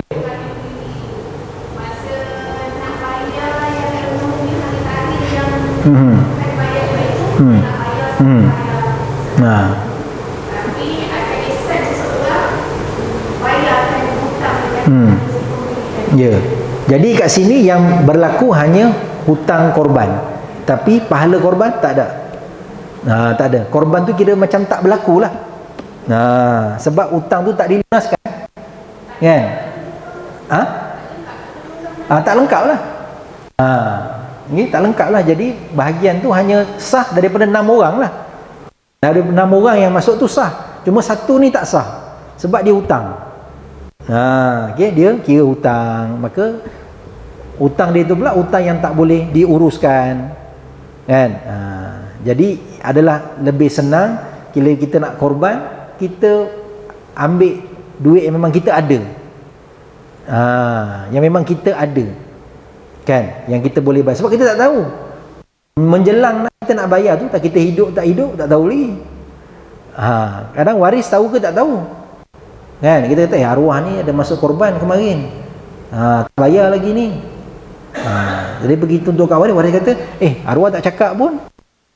Macam mana? Kalau ada dokumen boleh tunjuk lah, kan? Kalau tak ada, tak ada lah, nak kira macam mana. Tu isu-isu berbangkit lah yang mungkin akan berlaku kemudian, kan? Kalau kita tak bayar dengan tunai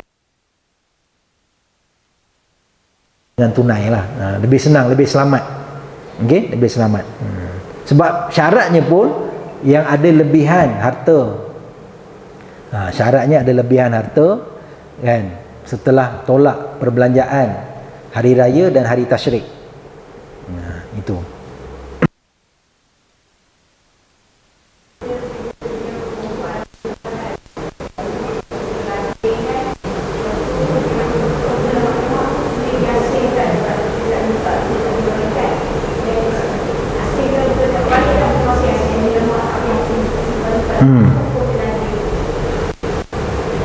Kenapa dia buat macam tu? Jangan buat macam tu, kan? Makan je. Kalau masa makan tu asing tak apa. Kita bukan masak untuk kenduri, bukan kahwin ke apa, kan? Ni daging korban. Jadi ni semua tu kita kena masak. Okey. Bila kita makan lemak ni kolesterol, tak apalah. Sini tolak daging tu, kan? Dia lemak dia tak makan, jangan makan. Ada orang memang mencari lemak saja. Ada pula cari lemak, mana lemak dia, lemak lembu ni, kan? Okey, jadi jangan kita asyik-asyik ke apa ke.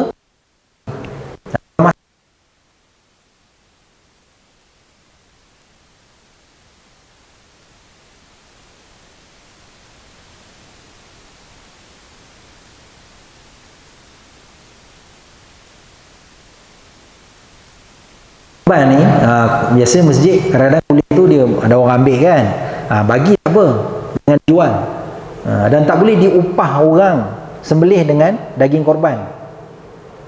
Tukang sembelih kita kena bagi upah asing, pakat kutip lah kalau memang kata masjid, kan. Kalau kita masuk bahagian dekat masjid korban, biasanya dah include pengurusan. Kalau kita contohlah 800, biasanya dia akan ambil RM60 atau RM70 untuk pengurusan. Pengurusan ni termasuk upah sembelihan lah. Kalau kita ambil penyembelih untuk sembelih, upah sembelihan ada asing. Tak boleh diberi upah daripada daging. Daripada daging tak boleh kita bagi niat sebagai upah. Kalau kita bagi, ustaz ni duitnya upah untuk sembelihan, ini ada 2 kilo, sedekah pada masjid, serta korban. Okey, tu tak apa. Termasuk juga petugas. Jangan niatkan daging pada petugas tu sebagai upah. Sedekah petugas. Petugas dapat korban tu macam orang lain dapat juga, kan? Tapi bukan sebagai upah. Okey, dia bukan sebagai upah. Tapi mungkinlah dapat lebih sikit ke, kan? Mungkin orang biasa dapat apa, sekilo, dia ni mungkin dapatlah 300 gram tambahan, kan? Tapi bukan upah sedekah, bukan niatkan sebagai upah.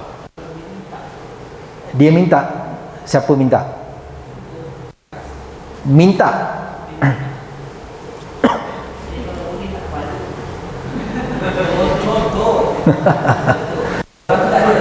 Yalah. Okey, kita tengoklah biasa. Okey, kita tahulah biasanya kepala tu buat apa?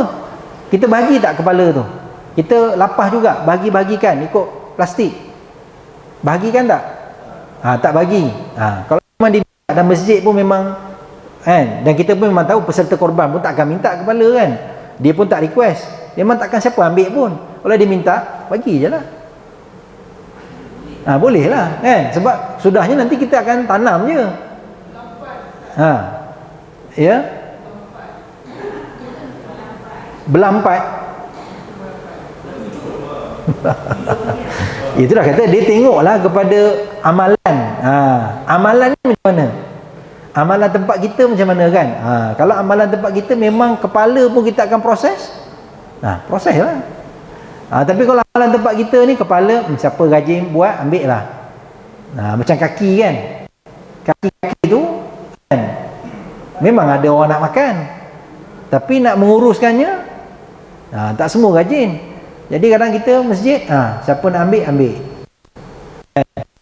Jadi terserah lah. Cara tu macam-macam lah. Jadi beri tu bukan sebab niat upah. Jangan niat tu sebagai upah. Niat bagi sebagai sedekah lah. Ni sedekah. Jangan guna perkataan upah. Bila jadi upah tu jadi isu kat situ. Jadi kita bagi tu macam sedekah, sedekah biasa kan. Itu saja. Okey, ada lagi soalan? Ya, sila. Silakan. Waalaikumsalam.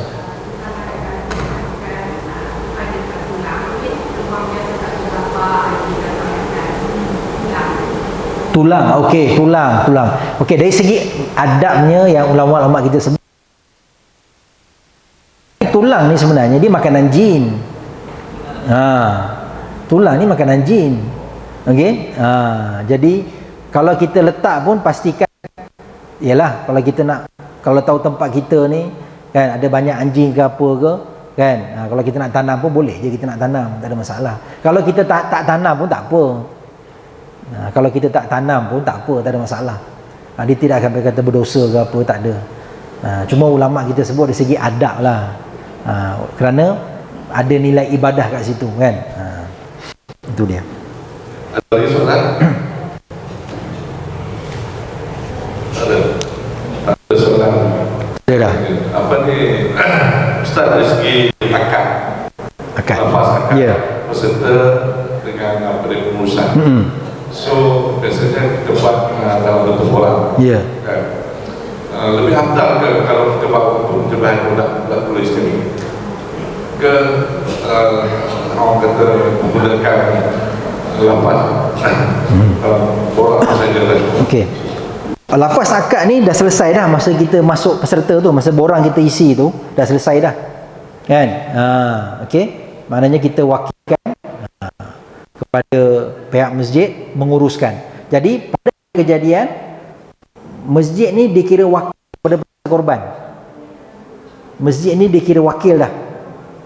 Dia dah kira wakil. Kita tak perlu lagi panggil peserta. Sebab tadi 90 peserta. Kita nak panggil 90 tu datang pada pagi nak korban ni. Ya, maksud kita sebut ni sekadar formaliti sajalah. Bukan syarat pun, bukan syarat sembelihan korban pun, tak ada. Okey, sebab bila kita masuk nama, pihak masjid dah tahu. Okey, ini nama, tunjuk nama. Okey, kadang-kadang tempat kita biasa sebut kan. Tak apa, sebut je lah, tak ada masalah. Supaya tak timbul isu lah kan. Okey, lembu pertama nama, okey, Haji Fulan, Hajah Fulan, okey, Fulan. Okey, kita serahkan, kita wakilkan kepada ustaz, tolong sembelih. Dah akad lah tu. Maknanya pihak peserta dah wakilkan masjid. Akad tu dah sah dah. Dah sah dah akad tu. Sekarang masjid ni dia mewakilkan pada pihak ustaz untuk sembelih. Okey lah tu. Kan? Okey, masjid okey. Ustaz sembelih. Ustaz pun tengok nama, okey, dia pun sembelih. Dah selesai satu bahagian. Okey? Dari sudut ada juga isu akad ni, saya nak bila sebut tentang akad ni ada isu akad. Okey. Perlu akad. Okey, untuk korban yang kita buat di masjid tak perlu kita nyatakan kos pengurusan sebab biasanya maklum benda tu. Peserta korban maklum benda tu. Maknanya dia bayar 800, katalah contoh RM800 untuk satu bahagian, dia dah tahu dah 800 ni untuk bahagian lembu dan pengurusan. Urufnya maksudnya dari segi amalannya orang tahu. Memang masuk pengurusan kat situ kan. Yang perlu nyatakan kos pengurusan kalau orang tu buat untuk komersial. Komersial ni apa? Dia wakil tapi buat korban kat luar negara. Buat kat Palestin, buat kat Kemboja, buat kat mana-mana lah kat negara Islam kat dunia ni. Biasanya wakil-wakil ni memang dia komersial. Dia bukan buat kerja tu kosong. Dia bukan ihsan dia, tak ada. Dia pun ada kos dia. Dia ada kos pentadbiran dia. Biasa dia ada pejabat dia, dia ada staff dia. Nanti dia nak beli tiket kapal terbang, dia nak pergi ke negara sana, ataupun dia kena berhubung dengan NGO sana, kan? Bila dia transfer duit, dia kena charge berapa jumlah, walaupun tu semua tu kos-kos dia tu.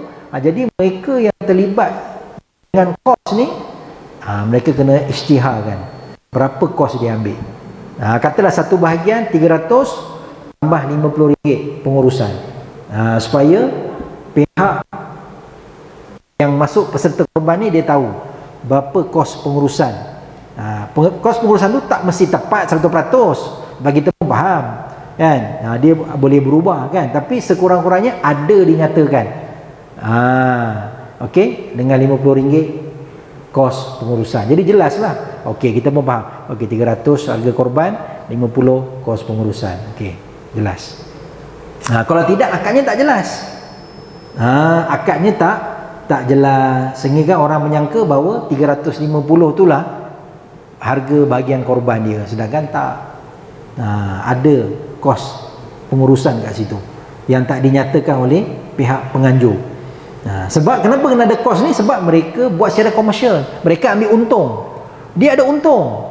Dia ada untung, bukan dia tak ada untung, dia ada untung dalam menguruskan tadi. Dia berbeza dengan masjid, kan?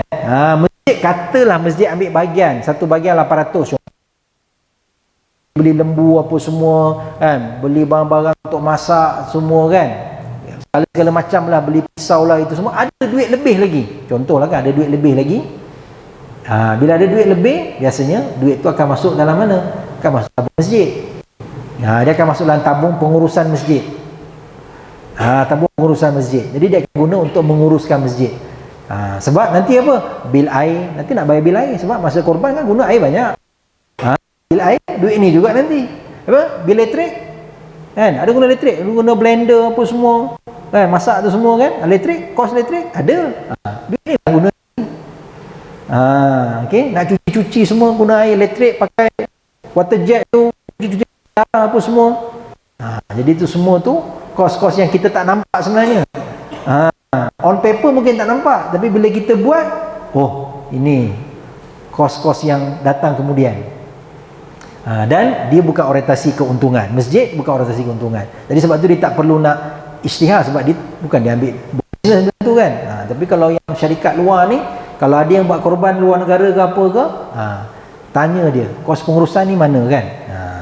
Ada. Sebab dia ambil untung. Bila dia ambil untung, dia kena nyatakan berapa kos pengurusan dia. Okey? Okey, ada lagi soalan? Ambil peluang cepat.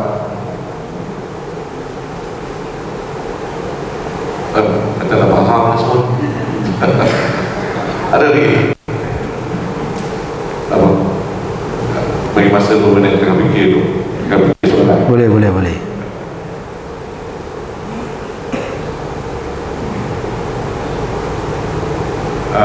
Malam nanti pun ada apa pesan cukup mas kan? Pemahaman.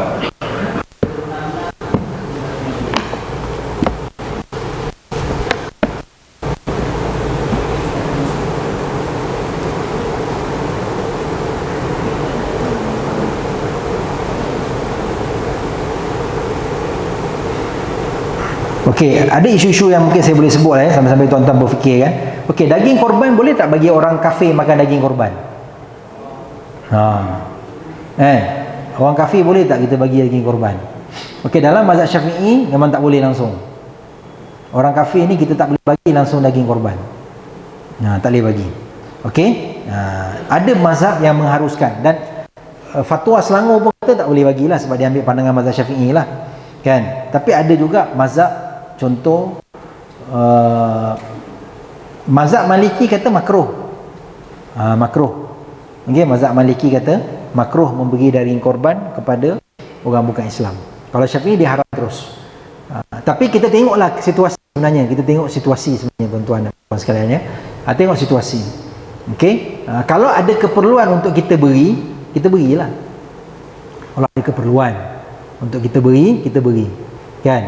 Kalau tak ada keperluan untuk kita beri, tak payah beri, itu saja. Okey, katalah contoh kalau kat taman-taman kan, surau kan, buat korban, mungkin keluarga-keluarga non muslim yang mungkin apa, keluarga-keluarga yang bukan berada lah kita kata, yang sederhana macam kita juga kan, kita bagi itu atas semangat kejiranan saja. Jadi kita boleh ambil lah pandangan yang tadi kata, pandangan tu kata Pantak Maliki kata makruh. Okey, tapi kita nak beli maslahat yang lebih besar. Masalah lebih besar supaya dia rasa dia rasa dia disantuni, kewujudan dia tu masyarakat nampak kan. Ni lebih kepada dakwah lah sebenarnya kan, lebih kepada dakwah. Ada juga antara isu-isu, contohnya korban dikongsikan sama dengan akikah. Bagian korban yang masuk dalam akikah sekali. Okey, jadi sebenarnya akikah ni sunatnya adalah seekor kambing. Jadi kalau akikah tu sebenarnya, kalau dalam mazhab Syafi'i, dia berpandangan bahawa akikah itu mengambil hukum sama seperti korban. Apa yang terpakai pada akikah terpakai pada korban. Ini pandangan Syafi'iyah punya pandangan. Ada disebutlah begitu kan. Tapi sebenarnya yang lebih afdal untuk korban ini adalah kita guna untuk akikah ni kita ambil satu bahagian kambing. Jangan masukkan sekali dengan bahagian korban. Lebih afdal ya. Tapi yalah, orang kata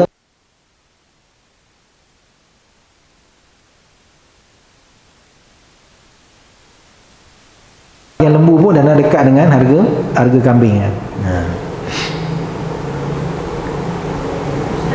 Ya. Akikah? Ya. Orang kafir.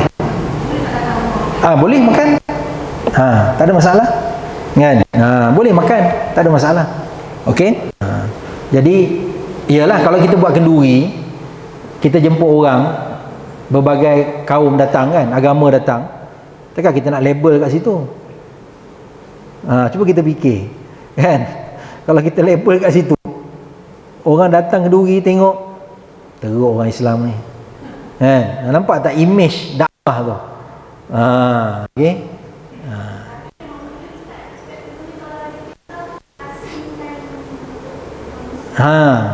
Sebab tu kalau orang tanya saya kan, kalau tanya saya, memang pandangan tu ada, kata haram tak boleh makan kan. Tapi kalau kita ambil pandangan kata paling-paling tidak pun kata makruh, ambil yang ringan lah kan, yang ambil yang berat kata makruh kan. Tapi tujuannya apa? Untuk maslahat. Okey, maslahat. Kalau kita kata ini kan, kalau kita kata letak kat situ ini untuk bukan Islam makan, iyalah kita akan nampak satu yang macam kita membezakan tetamu. Sedangkan kita rasa semua sama lah, bagi semua je. Makan kan tak boleh bagi, dia faham again, boleh lah kalau memang dia faham, tak apalah kan. Tapi kalau yang kita ni first time jemput orang datang rumah kita, kita pula buat macam tu kan,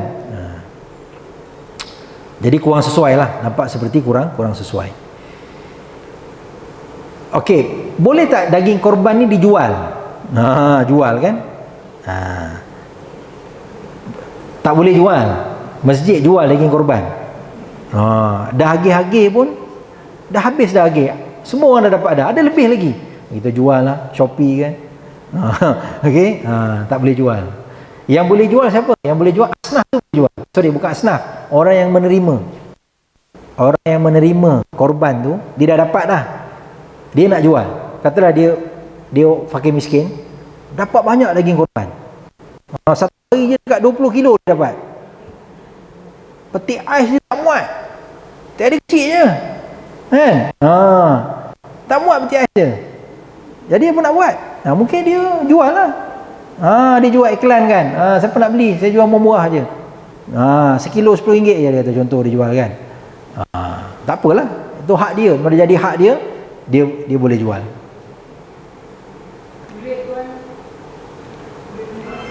Kulit lembu, kulit lembu tak boleh jual.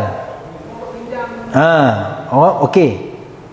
Kalau orang, memang ada orang datang ambil, tapi jangan jual lah, bagi je lah kat dia. Bagi je, jangan dijual. Bagi. Ada NGO yang kadang-kadang dia ambil tu, dia jual. Dia jual dan dia balikkan duit tu kepada aktiviti golongan fakir miskin. Ada juga. Ada juga. Okey? Ada juga. Yang macam tu. Tak boleh lah. Yang tu boleh lah.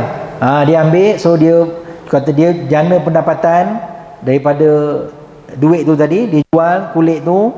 Tapi yang NGO yang lain buat ni, dia datang cari kat masjid-masjid. Dia tahu musim korban ni banyak kulit lembu, dia merata lah pergi cari.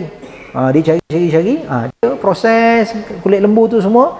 Nanti bila dia dapat hasil pendapatan tu nanti, dia gunakan untuk aktiviti kepada golongan fakir miskin ni balik. Dia tu boleh lah, tak ada masalah kan.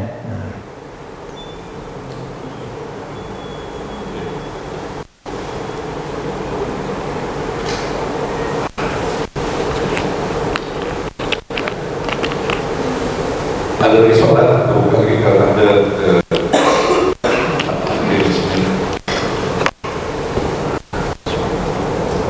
kalau dua ada lagi? Ada lagi. Ada lagi Ustaz? Ya, sila.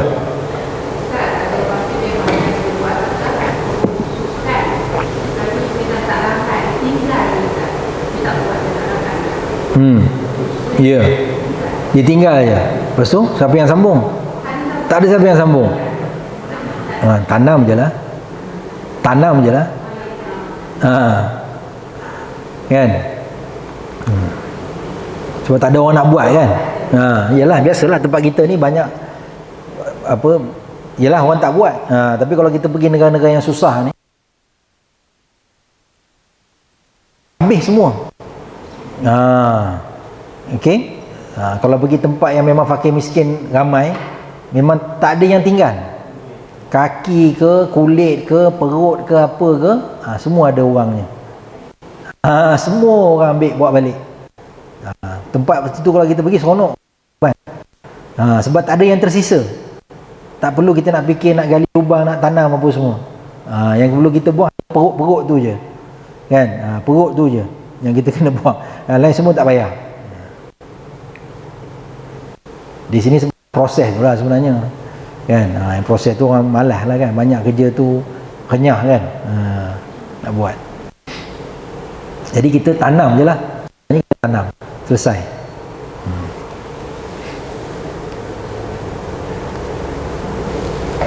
Ada lagi?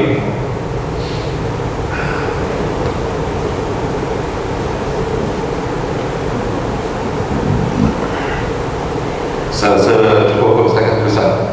Ada lagi Ustaz buat penjelasan apa? Kesimpulannya kan, jadi ada beberapa masa lagi untuk kita kan, beberapa hari lagi untuk kita menjelang korban ni. Bolehlah kita rebutkan peluang dan masa yang ada ni untuk kita tingkatkan amal-amal kita, dan mungkin boleh tengok balik amalan-amalan yang sunat dilakukan oleh orang yang masuk dalam korban ni. Sebenarnya antara yang bagus juga, haiwan korban ni kita tengok lebih awal, dan dia sampai tu lebih awal dengan kita. Kan? Kalau boleh kita dah bagi makan dia dulu kan. Jangan kita datang tengok tu pagi raya lah. Boleh je, tak ada masalah kan. Tapi ini cerita yang baik lah kan, yang afdalnya macam tu lah. Okey. Kalau kita kawasan kampung betul, maknanya 1 Zulhijjah tu dah kambing tu, lembu tu dah ada kat rumah dah. Supaya apa? Kita dah ada rasa sayang kat lembu tu. Dah 10 hari dengan kita kan. Kita dah bagi makan. Ada anak kita pula dah main dengan dia, duk lompat belakang dia kan. Dia pun dah seronok. Bila nak sembelih tu rasa macam alamak sayang lah pula nak sembelih kan. Sebab kita dah dah rasa seronok pula. Dah macam haiwan peliharaan pula kan. Jadi barulah kita punya feel korban tu ada kan. Bila kita nak ni dengan nak mana ni kan. Korban ke ataupun jadi nampaklah feel ibadat tu nampaklah lebih sikit lah kan. Lebih sikit kan. Berbanding kita yang biasa-biasa kita buat, termasuk saya jugalah kan. Kita datang pagi raya tu, tengok mana lembu kita, ni lembu 4, okey, kita pun dah sembelih je kan. Tapi sah lah, tak ada masalah kan. Ini jadi sudut apa, kita kata khusyuk lah kan. Khusyuk dalam ibadat tu kan, kita nak rasa bahawa kita ni kan. Sebab tu kalau kita negara Arab ni dia macam tu lah. Arab ni sebab dia sembelih kat rumah kan. Dan di rumah dia pun sini kawasan kering. Bila kering ni, bau-bau ni tak jadi isu sangat. Kita ni cuaca lembap kan. Kalau kita bawa balik lembu kat rumah kan, 10 hari, siapa nak tahan hidup bau tai lembu 10 hari kan. Tuan lembu pun tak tahan, apatah lagi jiran. Jiran bising kan, apa ni haji ni kan, ajah ni tak fikir ke jiran apa semua. Jadi isu-isu tu lah kan. Kalau Arab ni tak ada masalah, dia kering kan. Tak ada isu-isu bau ni, memang sangat kurang kan. Tu dia boleh macam tu kan. Kita tak boleh. Itu susah sikit lah kan. Kecuali lah rumah jauh-jauh tu boleh lah ambil kira. Jadi mudah-mudahan apa yang saya kongsikan dapat manfaat kepada tuan-tuan dan puan-puan sekalian. Mohon maaf atas kekurangan. Kalau ada soalan-soalan yang mungkin kurang puas hati jawab ke apa ke, itu kelemahan diri saya lah kan. Yang baik itu kepada Allah Subhanahu Wa Taala, kekurangan itu atas diri saya lemah, mohon ampun dan maaf, dan saya kembalikan kepada pengurusi majlis.